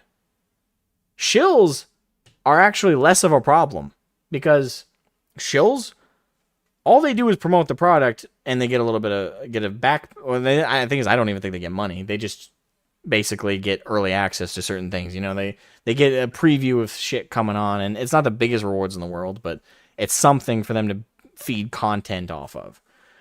But he's not a shill. He's an addict, which is way worse. He's a whale. If there is a Space Marine anywhere to do with a new release, he will buy it, and he will not buy one, he'll buy 3 or 4. I guarantee you with this Saturn 9 box, Valric bought more than one. Guarantee it. He may claim to have bought none or claim to have only bought one. I don't give a shit. I am certain he has bought more than one, because there were Space Marines involved. He is an addict. I pity him. I don't hate him. Well, okay, that's half a true. I hate him at times, because it's one thing to be an addict and you just kind of like feed into it by yourself. I think the parts that make me dislike Valric is that he goes out of his way sometimes, which just drives me insane. Pretty sure the video was just bait to get people into the stream. I don't know. I watched the whole video before he took it down. It came off like he was... Oh, Janovich is the one who said that. Damn. How you doing, brother? I did not expect you to hop in. Welcome. I read the comment before I read who wrote it. How you doing, man? Oh, shoot. Chrome's being weird. Any questions you want to ask about RuneScape while you have a 20-year on and off RuneScape vet? Pet peeves that might have simple answers. How do I level Slayer? I see it there and it's teasing me. It looks cool. The name of the skill is cool, but I have no idea like what constitutes a Slayer skill. Deleting the video is like 40 chess clickbait. Oh, I forgot I could turn off comments. Lol. I don't know, man. To be fair, I didn't tune into the stream. Maybe he said something that alluded to that. I don't know if I'd ascribe that to him. Not that I'm saying he's not smart enough to do that, but to me, I think the video had enough like effort put into it. It felt like a serious upload. I think he just bitched out and like removed it. But no, I'm not saying you're wrong, Genevieve. I'm just saying I don't. For me, I think he just bitched out. Like, I think the simplest answer is the truth here. But again, I didn't see the stream, so maybe there's something more damning in that would hint to a 4D chess move. That's quite possible. Wouldn't be beyond the pale of possibility.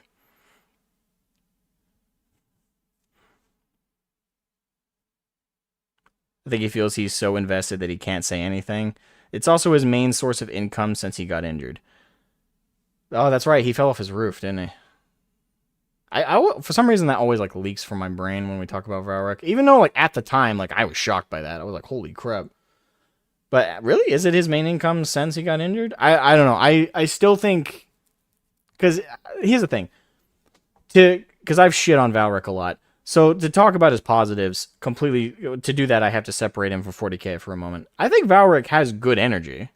Like, as a creator, like, just as an entertainment-wise. He has good energy. I think he's got a charming way of talking. He's very chill.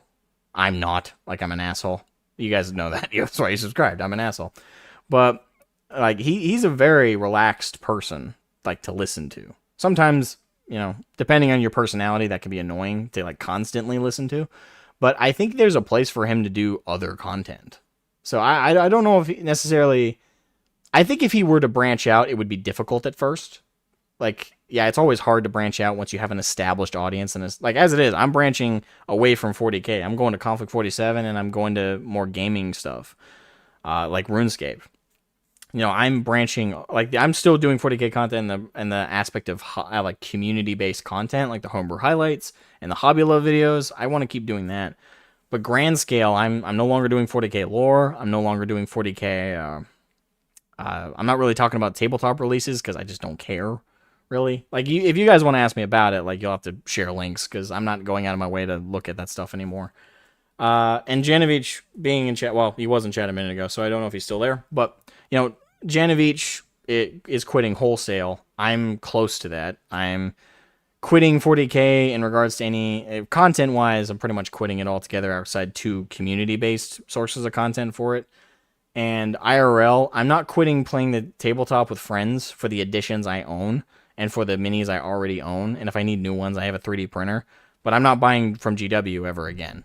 The most I might buy from them is the occasional paint. And usually I go with metallics because I hate to admit it, Lead Belcher is a damn good paint. And I haven't found an equivalent. Like, I've looked at all of Vallejo's metallics. I just don't think I've found anything that's as good as Lead Belcher. Like, I've found stuff that can come off like Lead Belcher, especially if you apply the right wash. But, I don't know. Lead Belcher is still, like... the correct metal paint for me half the time, if I do true metallic. Non-metallic is an entirely different issue. But, yeah. And even then, I don't know how much I'm going to get into Conflict 47. I think the lore of Conflict 47 will define that or not, but I'm going to get into that more. And if that grasps me as strongly as 40k has over these last... Oh, Christ. I just realized it's almost been 13 years. I know people have been into 40k way longer than that, but for me, that's like most of my life. Almost half my life. Well, it's actually over half my life currently. It's about to be half my life. Ugh. Yeah.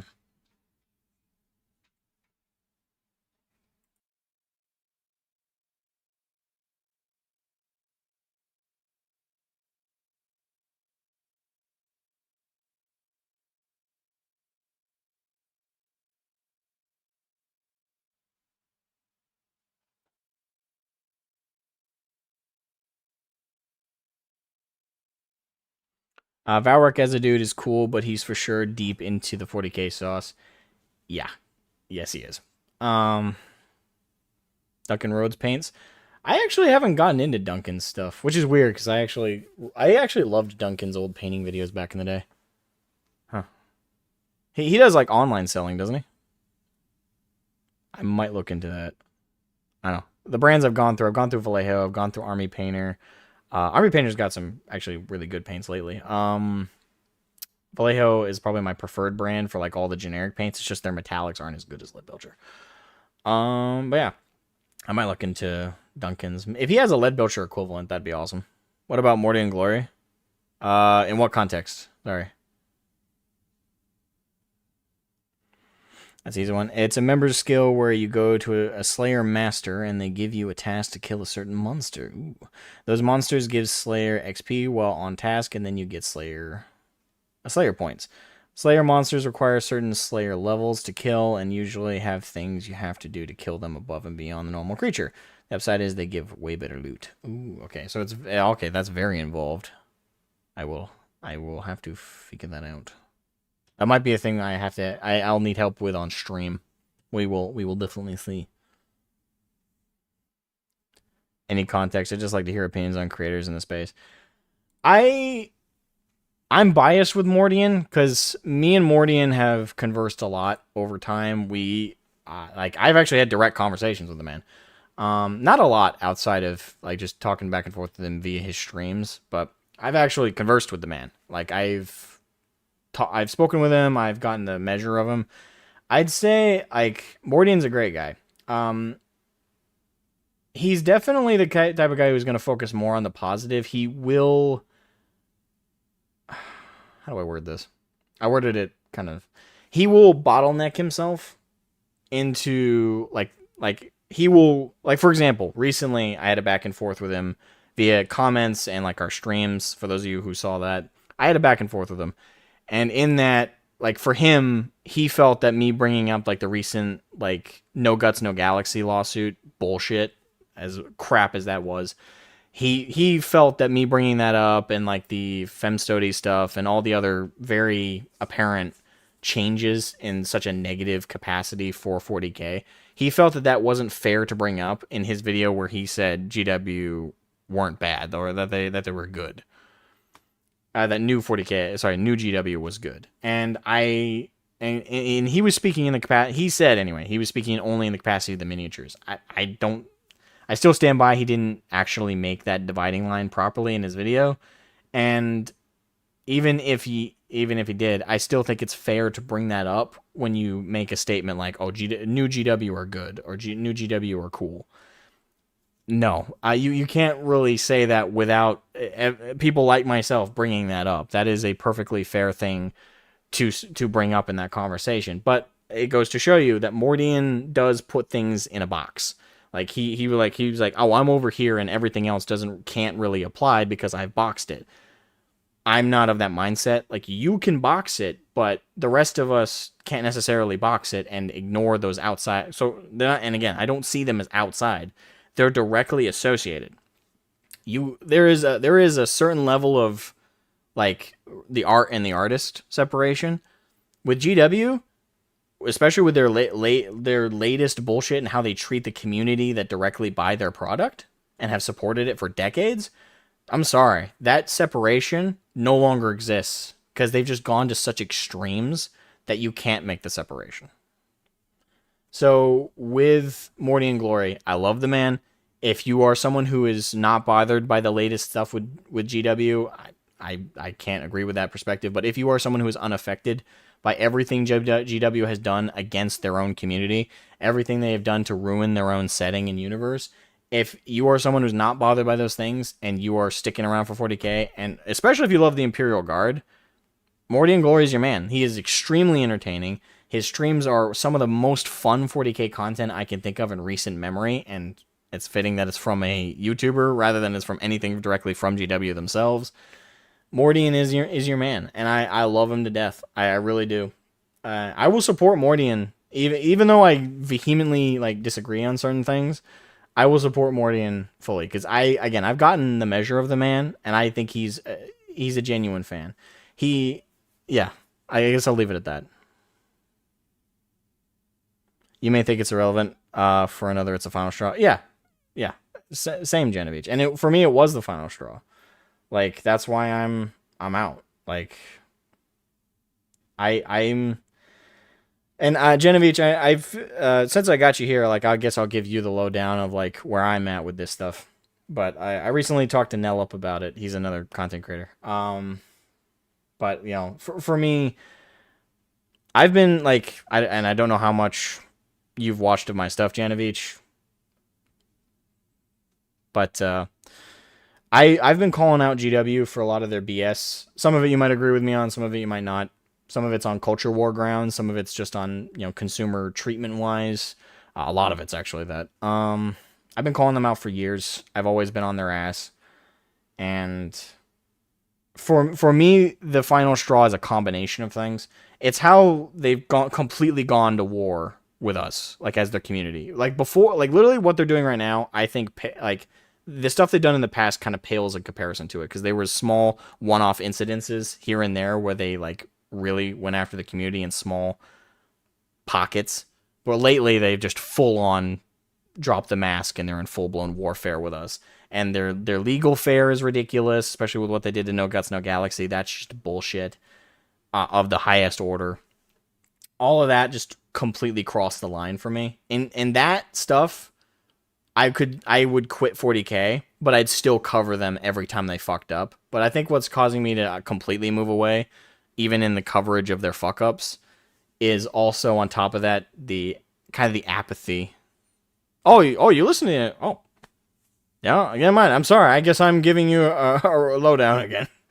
Yeah, it's just the apathy from the rest of the community. Just kind of, even if people agree with us, right, or me and Genovich's position on this, like that they've gone too far. As they do that, they still buy the Saturn 9 box. As they like, oh yeah, you're totally right.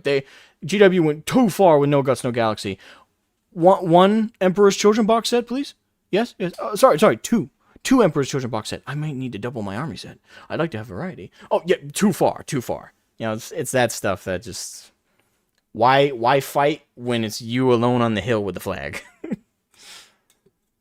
Yeah. I've ranted a lot today. Oh boy.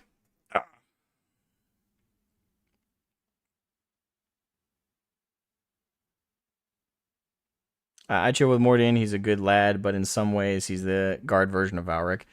I won't disagree with that summation. That's true. I will say this: like, if I didn't have my personal interactions with Mordian, I might be a little bit harsher. I've had personal conversations with Valric as well, although Valric probably won't remember it. I was in Valric's Discord for a while, and I've had some conversations with him too. But I like my summation of him was not as good as it was with Mordian.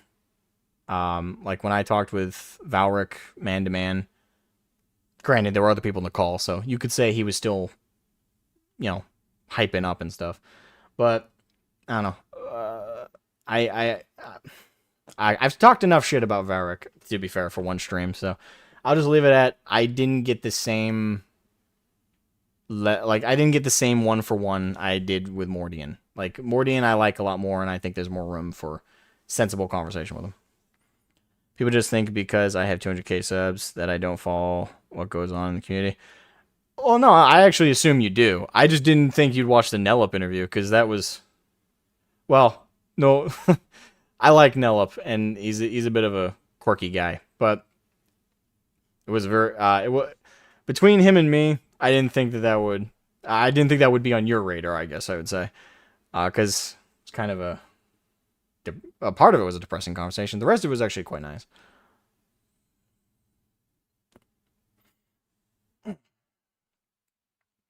I'd be less surprised if Arch messaged me and said he watched it. But, I don't know. I haven't spoken with Arch in forever. Oh, I guess I should check the Discord. See, is anybody else in the call lines? Nope. Alright, so I guess, is there any other questions from the community?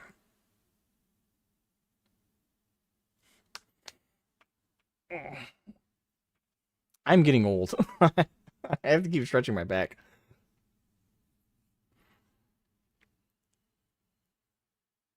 Well, that and my back keeps creaking when I sleep.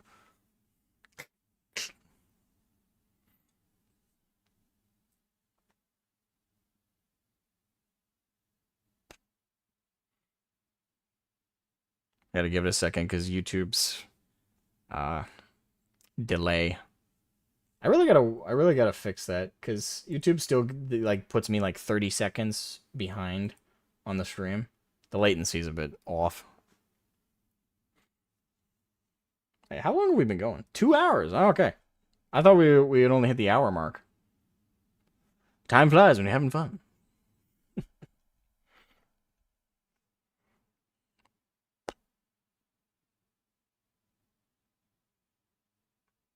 You just sent one? Oh. Let me scroll up. Did I miss it? I must have missed it. Wait, was it in the chat or the... I don't see it. Huh.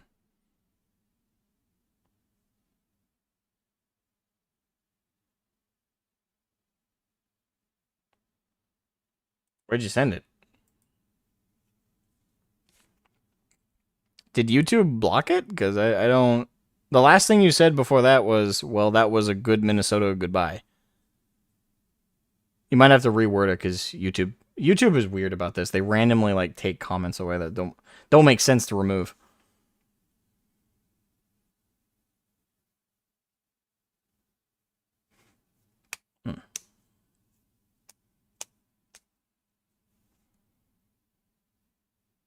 Was it sensible? Okay.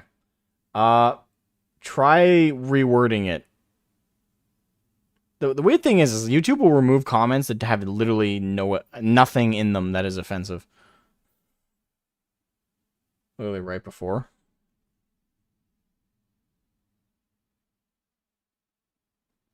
Yeah, I'm not seeing anything.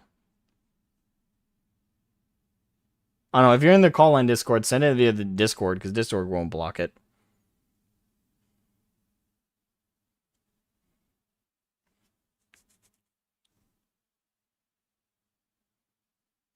Yeah, YouTube.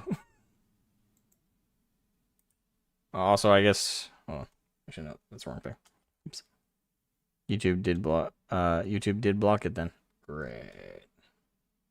Hold on, let me share the link to the Discord then real quick again. And again, if there's anybody who wants to jump on call line and ask a question via that, this link also will be of use to you. Look into Project Morningstar. I actually have. It looks very interesting. I don't know the lore behind it, but I've seen the animation, and I've seen like in fact, I thought it was just going to be an animation series. I was shocked to see that they're actually making miniatures. The miniatures look great. I will say that. Just I haven't printed any, and I don't know if they're like available for STLs yet. But conceptually, really cool, and I would love to see the lore aspect about it.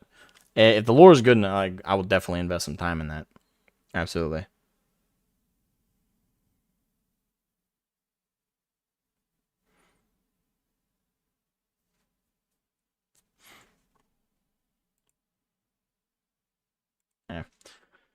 Yeah. I guess I'll end off on this, assuming as I say this, if you guys have any last minute questions, feel free to throw them in chat. But I will say this, 40K was very good to me for many years. Like I've shared in the past, like I joined at the end of 6th edition, beginning of 7th. I still love 7th. I know a lot of people really hate 7th, but I don't know. It's definitely, for me, I'd argue it's definitely better than 10th or 9th. And I would argue better than 8th, but I've had plenty of arguments back and forth about that. So, but I've been around since then. I've painted many miniatures. I've played so many times with my orcs. I've delved so much into the lore over time, and this was a hobby I really loved. But there's just too much that GW's done that I can't forgive, and I really don't see them apologizing for. They've never apologized ever, so why would they start now? And they even if they would, why would they currently? Again, the community is at such an apathetic point that even if people complain, unlike myself and certain others, the vast majority of people, even if they agree with me, Janavich, or others, they'll still buy the fucking product. And if they do that, really, what is the point? If the stock isn't affected, if the income isn't affected, they have literally no reason to pay attention. So, yeah, I don't like to be doomer about it, but I think that's just the truth. And if you disagree, that's fine. Like, obviously, I can't tell you have to agree with me, but that's where I'm at. So I do hope you guys like the gaming content on the channel, and I do hope you guys, for those of you who still love 40k, I do hope you guys are satisfied and love the community stuff I'll do for the homebrew highlights and for the hobby love videos. I got to get into a routine of doing hobby loves on the regular. I think I'll do those bi-weekly. That way they're a little bit more special. If I try and do them weekly, I think that sometimes can make them a little bit less significant. So I'll try to do that as more bi-weekly. And when I get back from Germany, I'm going to hope to get a homebrew highlight done either weekly or bi-weekly. Because if I do those bi-weekly, I can put more time into the editing and make them actually better quality. But if I do them weekly, the quality will be hurt a little bit, but it'll be more frequent 40k content for those who are interested. Also, just a reminder, I have a day job, and plus I'm working on Warglaive Gothic, my own tabletop war game. So real quick, I'll show the concept art I've shared in the past, but there's also a new concept art that's in the works. Pyrrhus in the chat is actually working on it, and I'm excited to see what he puts into it. Real quick, I will share some of the concept art. I'm just going to zip through them because there's a bunch of them. Wrong one. Wrong file. I have too many files for this. I'll pull that up.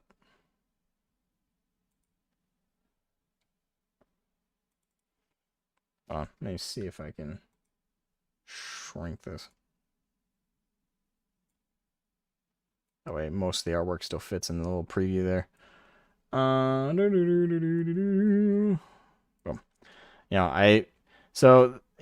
Impurus, by the way, in chat, Jacob Jones Illustrations, he's done a lot of amazing artwork for Warglaive to help create the visual of the universe I'm working on and bring it to life. I'm really happy with the work he's done in the past. He's done a fantastic job with all of these art pieces for the factions and for the characters in the lore. Sorry, I gotta pull these up very slowly because they're all over the place in my lore.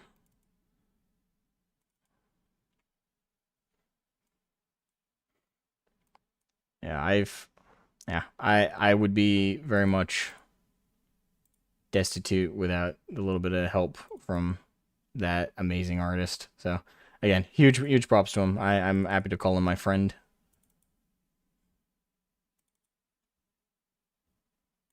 I'm just kind of throwing these out right now.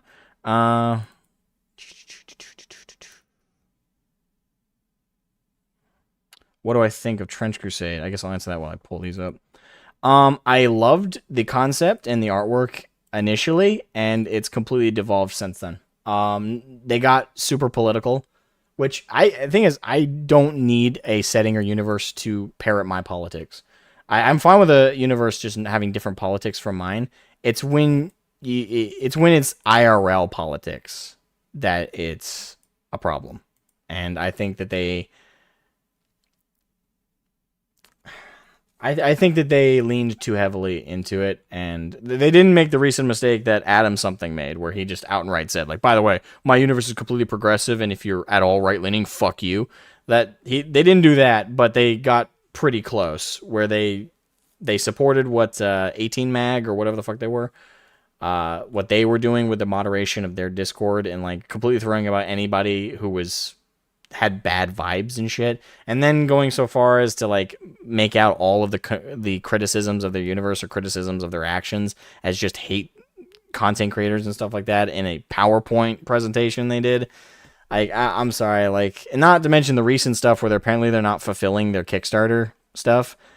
Yeah, all that I completely repelled me. I think the aesthetic is still great, and if you are a fan of Trench Crusade, purely due to aesthetic and the concept, I can't blame you. The concept is great. The aesthetic is cool as all hell.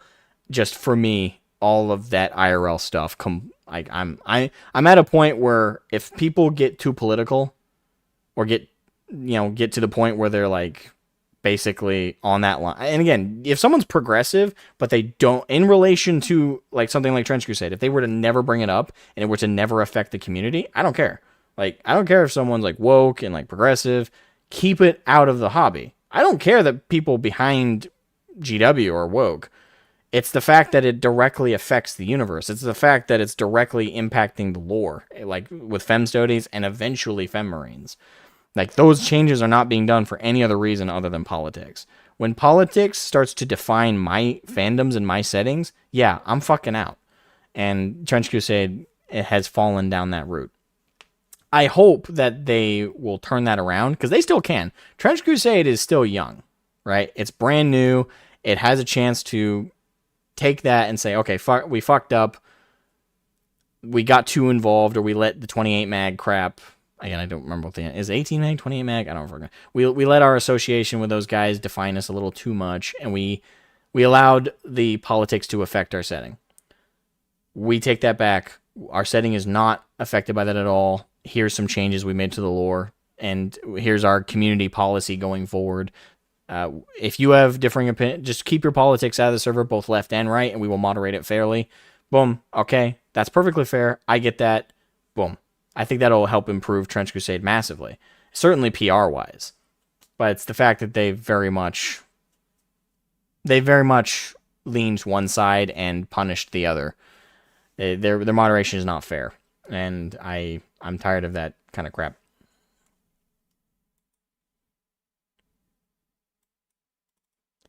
Let's see, is there any other concept there I want to bring up while I'm here? Yeah.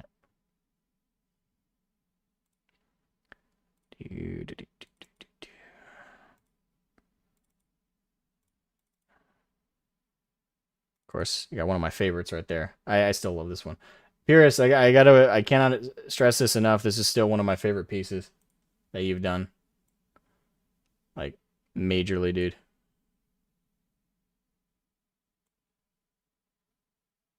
There you go.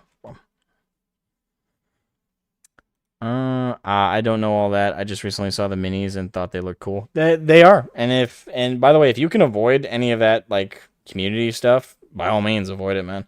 Like if you can enjoy Trench Crusade completely separate and never get involved with that crap, that's perfectly fine. And I hope you enjoy Trench Crusade. That's the thing. I'm not here to tell people like, hey, don't like boycott everything if it doesn't like if it.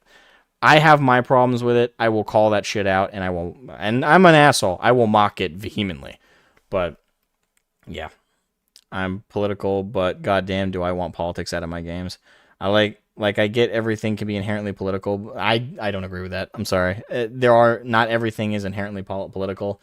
And I vehemently deny that is the case. If you're that level of political, I think you need help. Like that's both sides. If you're at the point where literally you can find politics in everything, like including old school Mario and shit, you need psychological help.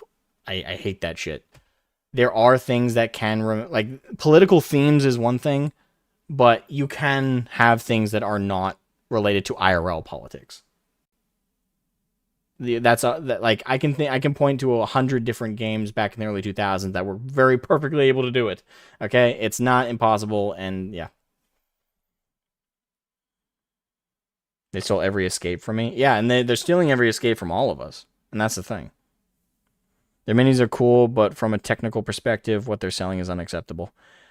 Yeah, resin traps. Yeah, I heard about the resin traps. How does that like what? I don't know what method they're using to print. Are they doing layer printing? And are they doing like, you know, the Anycubic Mono Photon X? Or are they doing what resin finecast like GW Finecast was doing? Are they doing casting with resin? Because I've never had problem with resin traps when it comes to my minis that I've not just mine as in design wise, but like any mini I've produced with my resin printers, my SLA printers, I've never had that problem. So, like, I don't know. Maybe I'm out of the loop on that one. What method are they using? Because I know they're resin, but are they using just standard SLA printers, or are they trying to do resin injection molding type deal? I've delved into it really deep, and they have no idea what they're doing. Really? Didn't they get like $1 million? How do they not have this squared away? Because here's the thing, the whole point of that money is like, okay, we have this idea, we have this thing, okay, this money will actually give us the ability to execute it. If you don't know what you're doing for like 3D printing, hire somebody. You got $1 million. Surely someone out there can like break it down for you. It's like, okay, these are the settings you need to do. This is the procedure you guys need to do every time you print off minis, so you can fulfill your Kickstarter, so you can later on sell minis. Here's some strategies you can employ. Like if I had that money, I'll tell you this, I'm not an expert at 3D printing. That's why I'm mostly doing STLs for Warglaive. But I like long term, like in the most idealistic future for my tabletop war game, let's say it kicks off and does successful, I want to move on to a plastic injection molding, kind of like what GW does. Not exactly. I'm not, I don't want to breach any patents, but their minis are resin printed. Yes. Okay. Finecast is different. That's with molds. Yeah, I know. That's what but yeah, with Finecast, I've come across the resin bubbles. I've never had that problem with my SLA printers. I guess like where I'm confused. Resin traps don't have to be problematic if they're small. They use standard SLA printers. Yeah, I don't know. I want to be a fly on the wall at like behind the scenes of what's going on with Trench Crusade, because I don't. Again, like just in my brain, like I'm thinking of all the 3D prints I've had. I've never had a. Maybe I've been lucky, but I've never had a resin bubble. 3 million. Yeah, they got no excuse. What the fuck?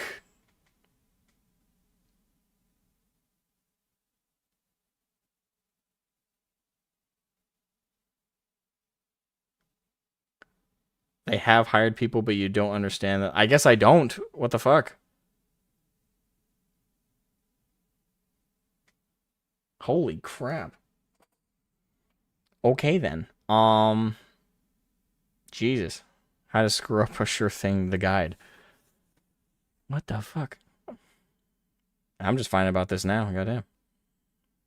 God bless y'all. God bless you too, Joshua. I'm assuming you're heading out. Jesus Christ. $3 million. They did hire people, and they're still fucking up. How?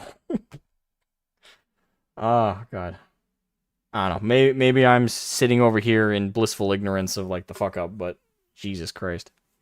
I'd like to think if I had even just $1 million, I could, if not perfect the process, minimize the occasions of, like with my resin prints, like I've printed many, like these are both resin prints from my SLA printer. Red Makers, by the way, if anyone's curious, he makes great, or he or she, I don't know. The Red Makers, great stuff. How, like I've never had this problem. Maybe I've just been extremely lucky. You wouldn't know there's a bubble until the model bursts and liquid spills out. Worst case scenario, it's already painted. Okay. Yeah, well, I don't know. Maybe I have like over, like, hold on. Let me show you guys, just so you guys know how much I've 3D printed.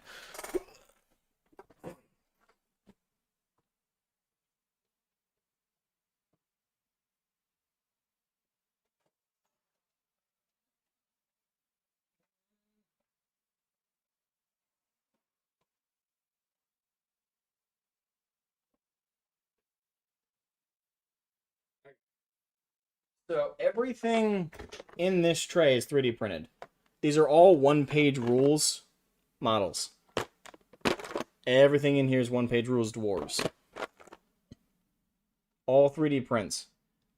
I don't know. Looking over them right now, I don't see any breaches. I don't see any leaks that I never addressed. No stickiness. No nothing. So I didn't even think that could happen. Like with SLA printing.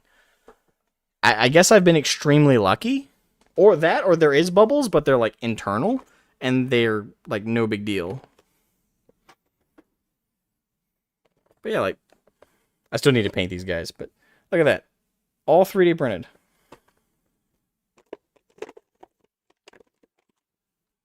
Problem is, well, no, Genevieve. These I printed. They're one-page rules designs, but I printed them on with my settings and with my thing. Like I'd be the one to check. That happened in the modeling stage. Oh, okay. Now I think I understand. Now, okay, I get you. Okay. Sorry, I was completely misunderstanding how these happen. Okay. So, okay, I guess this is so now that I understand that, okay. So, what, is it just, like, gaps in the model? Like, let's say like you're modeling it and it's not all one mesh in like Blender or Maya or 3ds Max or whatever their software is. Is it just like if you didn't combine the models properly and you didn't like weld everything together properly, or is it something else? Correct. Oh, okay. Oh. Okay, never mind. I have no sympathy for this fuck up then.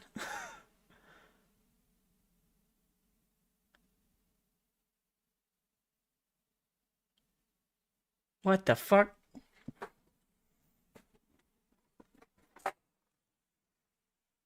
But you can check for that. Wait, if you have the three... Okay, hold on. Okay, I might be retarded. But with my own models, like, I like to, like, weld all the vertices onto it. I like everything to be one mesh, right? That it avoids gaps. It allows for the model to be one cohesive, piece, one polygon. And it, but I've never done that. That's just something I've been kind of obsessive with ever since I learned 3D modeling in school. I know, like, with a lot of 3D animations, you can get away with, like, just combining the objects, but not necessarily welding them all into one mesh. Even if it's one mesh, you can still have resin traps. Oh, okay. Okay, so... Well, that's true, because even if it's one mesh, you can create gaps where in the printing process. Okay, I can see that. This is a common problem, happens all the time. But yeah, if you're professional, just run them through something like UV Tools. It will tell you where they are. Okay, gotcha. Then you can fill them or remove them by hand. They didn't do any double checking. I don't know. When again, just trying to relate to this as much as I can. When I 3D printed my first prototype for Warglaive, I checked the model like a dozen times. That granted, like especially in the case of my Tomb Maker, everything was one mesh, because it was all sculpted in one whole piece in ZBrush, and then I converted it over to Maya, and then I made sure to combine anything that wasn't already combined from ZBrush to Maya, and then from there I exported it. I looked over the model and made sure there weren't like any holes or anything. I left in like the actual sculpt. Like, I double checked mine. Granted, like, I don't pretend I'm an expert. I'm not. Like, I've made 3 prototypes for Warglaive. None of them have had holes or resin bubbles thus far, but I'm assuming if you sculpt in ZBrush from a single mesh, it will likely not have traps. Okay, that's good. So, noted. I'll probably use ZBrush more often then. The issue is mainly when working with rigs with multiple separate items that are combined later. Okay. I'm gonna do some research because now I'm curious. Yeah, okay. I don't know with my methodology. Granted, I'm coming from a background where I was taught 3D modeling from the perspective. Well, I learned it in 2 ways. Because I used to work for the Navy as a designer for the Arleigh Burke class. That type of 3D modeling I did was very technical, but I was trained in school for like animations for video games and movies. That's where I'm coming from. So when it comes to translating those skills into Warglaive and like my own tabletop war game, I don't know, I've just kind of had the approach of being very slow and careful, especially with prototypes. I do double check it for like gaps and issues. Again, I'd like to be a fly in the wall because I'm curious to like if there's like a way to watch what Trench Crusade's doing, if nothing else than just to learn from their fuck ups.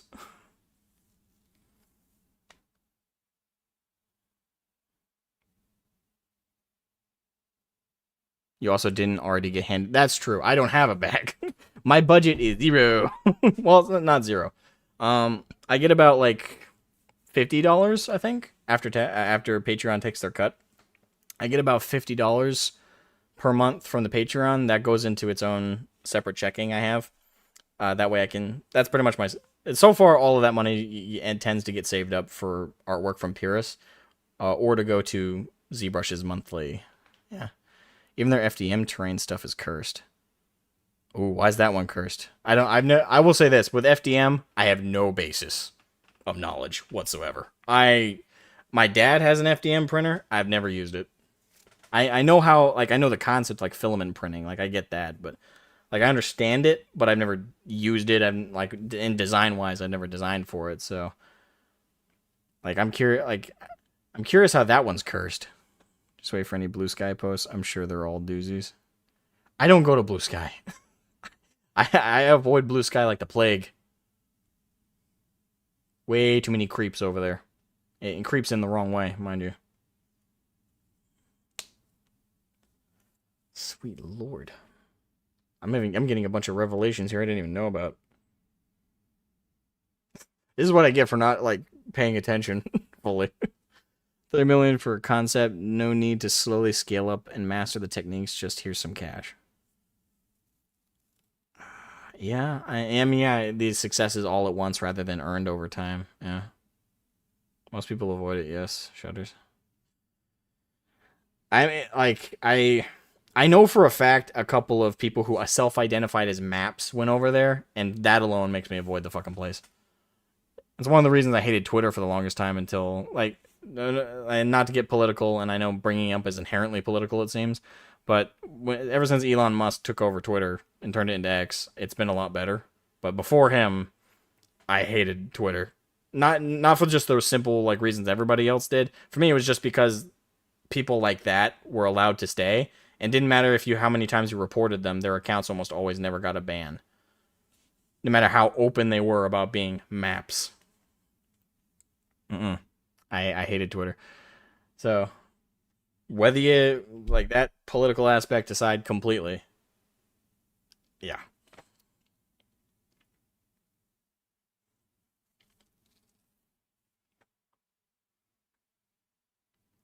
Jeez. Sorry, I know I'm getting kind of caught up in that. 3 million. Holy shit.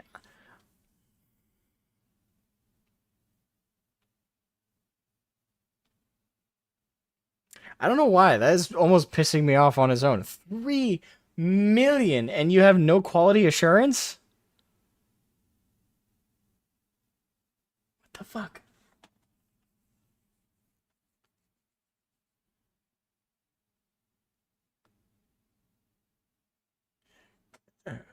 God damn it. I don't know. Like, a part of me wants to be a devil's advocate here, and maybe this is just something we're not all, like, knowing. Maybe they got tricked. I don't know. But just, I don't like to think that someone gets 3 million and they completely fuck it up that bad. Right? Like, I don't know.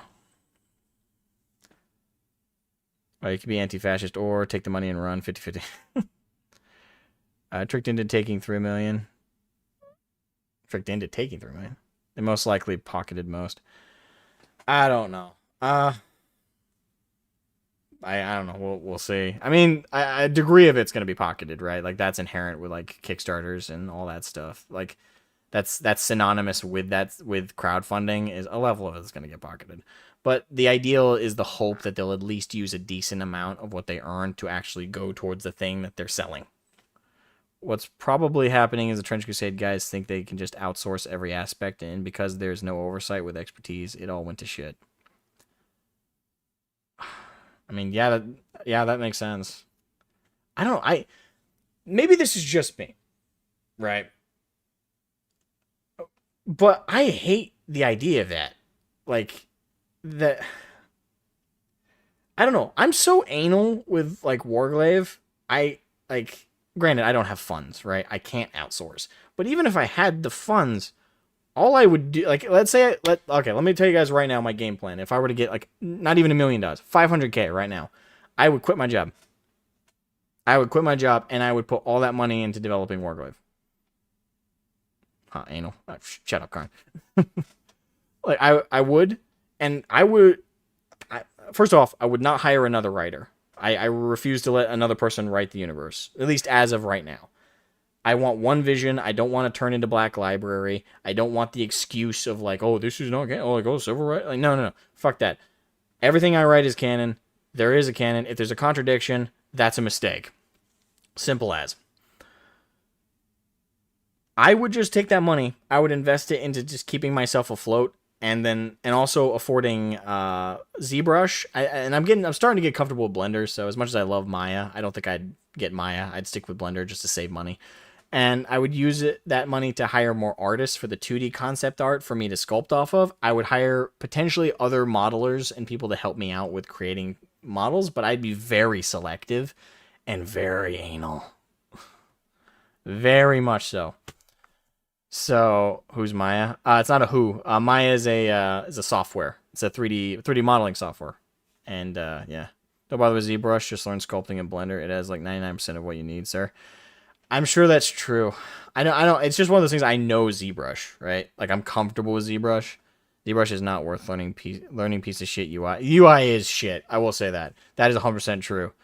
I have always hated ZBrush's UI. Pixelogic do not know how to make a UI at all. They suck at it. But the tool itself was always very versatile. My biggest problem with it right now is the cost, because ever since Maxon, I think they're called, ever since they bought it, their monthly subscription is like twice what Pixelogic was charging. Like I remember Pixelogic charging me like at most $30 a month at their peak. Pixelogic charges $45.99 a month to use ZBrush, which is bullshit. Like compared to where it was at, for sure, that's just bullshit. You're comfortable with ZBrush. I can only imagine the horrors you went through. You have my sympathies. See you in therapy. Thank you. Yeah, I don't know. You definitely need to screw loose to like get it down. Like, well, to give you an idea of like one of my ZBrush sculpts. Hold on. These are some. This was forever ago, by the way. But what's a good one? There we go. That's one of my ZBrush sculpts for the Rathan. This was supposed to be a high-end model. I was gonna simplify this, especially when I modified the topology. But this was like what the model looked like. This is pretty much all one mesh with the exception of the body and the eyes. Everything else is one cohesive mesh. I was gonna add like armor and stuff in Maya at the time. Now would be Blender. You know, this was my comfort level with ZBrush, is getting stuff to this degree. And again, the UI is shit. I hate ZBrush's UI, and I will say this, I will try and learn Blender's sculpting. I'm sure you're right. It's just, ZBrush. I spent all that time learning it. I don't know. It kind of feels like a waste not to use it now, but I don't know. I'm still getting the hang of like doing like hard modeling in Blender. Blender's UI I also despise personally. It's one of those things though, you get comfortable with it, you master it, that kind of thing. His Germany trip is going to be therapy. True, Karn. True. It'll be good to see you guys and, you know, chat and kind of unwind a little bit and then come back to this stuff with renewed vigor. Waste not to use it now. That's being a 3D artist. You will be learning new software all your life. That is very true. That is very, very true. I know the very first software I learned for modeling was Blender. But that was like 10 years ago. No, that was like 12 years ago now. Jesus. I'm getting old. Then like I went from Blender, then I went to school, and the mandatory software we had to learn in school was ZBrush and Maya. That's what my professor wanted to use, so we used that. And then I got really comfortable with Maya. And I will say this, Maya is, I will fight people on this. Maya is the best like 3D modeling software, in my opinion. Like I still love it to this day. If it didn't cost an absurd amount of money per month to use, I would use it. Like if it cost me $50 a month, I'd use it. It costs fucking $210 a month. Goddamn. Now fight me, Maya. Shit, I will fight you. Maya, I love Maya. It is awesome. I love it to death. It is a great software.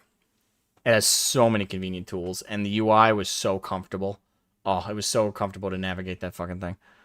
If you think Maya is better at modeling than Blender, you haven't given Blender a proper try. I used Maya for 8 years. I used Maya for 4 years and part of a 5th.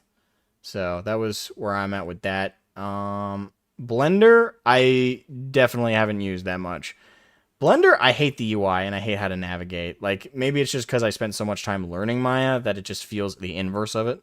What did I study? I studied 3D modeling and graphics design. I should specify it wasn't college. It was a college level trade course that I did during high school. I did it my junior and senior year. I got college credits for it, so it is a college program, but it was basically like how it worked. It's called UTC, or United Technology Center. The idea of the program was take promising students from high school, not to yank my own chain there, but take students who are doing well in their normal courses, and if they qualified, which I did, I was an AB student during high school, so I qualified. They would take those students and they would put them in trades programs. And part of one of the courses I did was the overall course was called IT, but as my professor in the course said himself, it was the worst named best class in the trade school, because it was called IT, but it was game design. And there were 3 courses you could take. I chose 3D modeling both years because I wanted to get better at it. Plus, it was what I was most comfortable with. The other options they had were programming with C++, I think it was the language. And the other course you could take was 2D art, which he had full tablets and everything, and full courses and everything set up for all of us.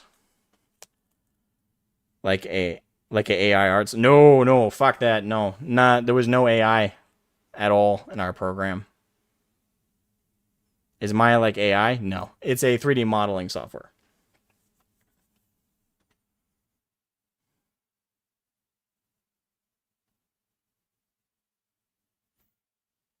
Oh.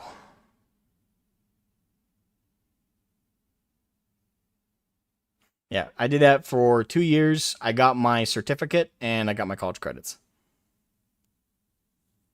That's the most Gen Alpha question I've ever heard, bro. What? Your brains are cooked? Wait, what did I say? Oh, what Billy Mount asked? Yeah. I agree. That is a very Gen Alpha question. Ugh.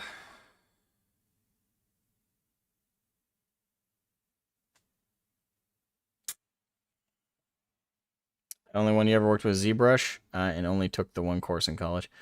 Yeah, for me, like my first year with my professor in the course, I did mostly Maya. There was a little bit of 3D. It was a little bit of a 3ds Max. I did not like 3ds Max. I don't. Thing is, based on my memory, I only used it for like a couple months in the program. But for my memory, 3ds Max is more for like design, less so for like gaming or like animation. It can do stuff for that, but it from my memory, 3ds Max is more for like mechanical design, like actual practical stuff that you would probably transfer to a CAD program. I don't know, maybe I'm wrong, maybe I'm totally off base, but that's just based on my memory of using it. It was definitely very different from Maya. Genevieve has way more experience in Maya than me. I only have the 5 years, and the 5th year is kind of shaky, so really 4 actual solid years of using Maya. I switched over from Maya 8+ years to Blender 2 years ago, and I will never go back. I don't know, maybe I'll feel the same way once I've put more practice into Blender. As it stands, I miss Maya. I do miss it. Like, maybe it was just I practiced on Maya so much that going to Blender from Maya is just so uncomfortable, and I got to get over that, probably. But I don't know. I miss Maya at current, but I'm using Blender irregardless of that. I'm not an idiot. I'm not going to waste the money on Maya. I will say this: as much as I love Maya, it's not worth $200 a month. That is such, like, as much as I like the program, it's too much. Like, outside, unless you are a professional studio, how the fuck do you afford that as like an average person? And the fact that you can't buy the program outright anymore is just bullshit. Like, I hated when editing softwares also did that, where you can no longer outright buy like Sony Vegas or anything anymore. They all went to monthly subscriptions. Like, fuck me, why? Well, I know why. It's rhetorical why, but money. That's why. You can get more. Like, if someone buys something one time for $2,000, but they use it for 10+ years, if they had been subscribed to that program for $100 a month, guess what? You would have made way more fucking money from that subscription than selling it all at once for $2,000. Yay. Hate subscription services so much. Yeah, it's gotten ridiculous. It really has. That's a rant in itself. Katie Brooks, what's up? What do you think of the shit show happening with the UK and the internet, if I may ask? Oh, that's political. Brief answer, because I don't want to, like, dwell on that. I think it's bullshit. I think that they're using a moral argument to oppress people and to go pretty authoritarian with policing the internet. They're doing that because the only honest place that's been calling out the UK government and the I almost said their Congress, not their Congress, their Parliament has been the internet. If it weren't for the internet, a lot less of their BS would be known. And that doesn't just go for the UK, that goes for the world. But the UK are actively trying now to suppress it. They're making the Nazis blush, I will say that. And I know that's overused nowadays, but overall, I think what's going on over there is bullshit. There is an argument definitely to be made of creating more ways for parents to protect their kids from bad shit on the internet. There is bad shit on the internet, and I can understand wanting more parental tools to put in place to make sure your kids can't like work around things and access things they should not have access to. What the government is doing is not the answer at all. Like it's the old quote. Censorship is telling a man he can't have a steak because a 2-year-old can't chew it. That's what parent tools are on routers. Yes. And they should just expand that a little bit more to like personal devices. Like you give a teenager a phone once they're out of the like house Wi-Fi. Those parental controls aren't there. Now I know there are parental controls on phones as well, but I don't know to what extent there is a way to work around those for kids. Hopefully not much. I don't know. Like I said, there's a conversation to be had about like that stuff, but I really don't think that conversation is with the government. I think that's with your service provider. I think that's with phone providers. That's where I think that conversation should be had. Is like, hey, Samsung, can you guys like give me more tools to protect my kids? Giving them enough freedom that they can actually use the device effectively, but giving me enough specific tools to prevent them accessing bullshit. You know, thing like that. That's the conversation that should be happening. It shouldn't be with the government. The government always goes above and beyond to give themselves power, and something like this is just the perfect excuse for it. And it's BS. But with that being kind of the last question, Kitty Works, thank you. It feels a bit like a bit like Welcome to George Orwell's 1984. Yeah, and that's I don't want to. Yeah, there's a lot of that right now. And it's kind of meh. But yeah, for now, I'm going to end the stream. I've been going for almost 3 hours. And I'm a bit tired from work and now this. So thank you guys and all you lovely people so much for coming in. Thank you so much to Matthew Gordon for his donation earlier and Tiki the Hut. They were extremely generous today. Well above what I deserve. And I greatly appreciate the generosity. Also, thank you to Karn, James, Pyrrhus, all the lovely people in chat who have been kind of stopping in and saying hi. Love you guys. Thanks, Janovich, for stepping in. That was a nice surprise I didn't expect. But yeah, overall, thank you guys so much for watching. Hope you guys are excited for the content on the YouTube channel. Hope you guys are excited for Warglaive stuff. And I will see you guys next time. Bye.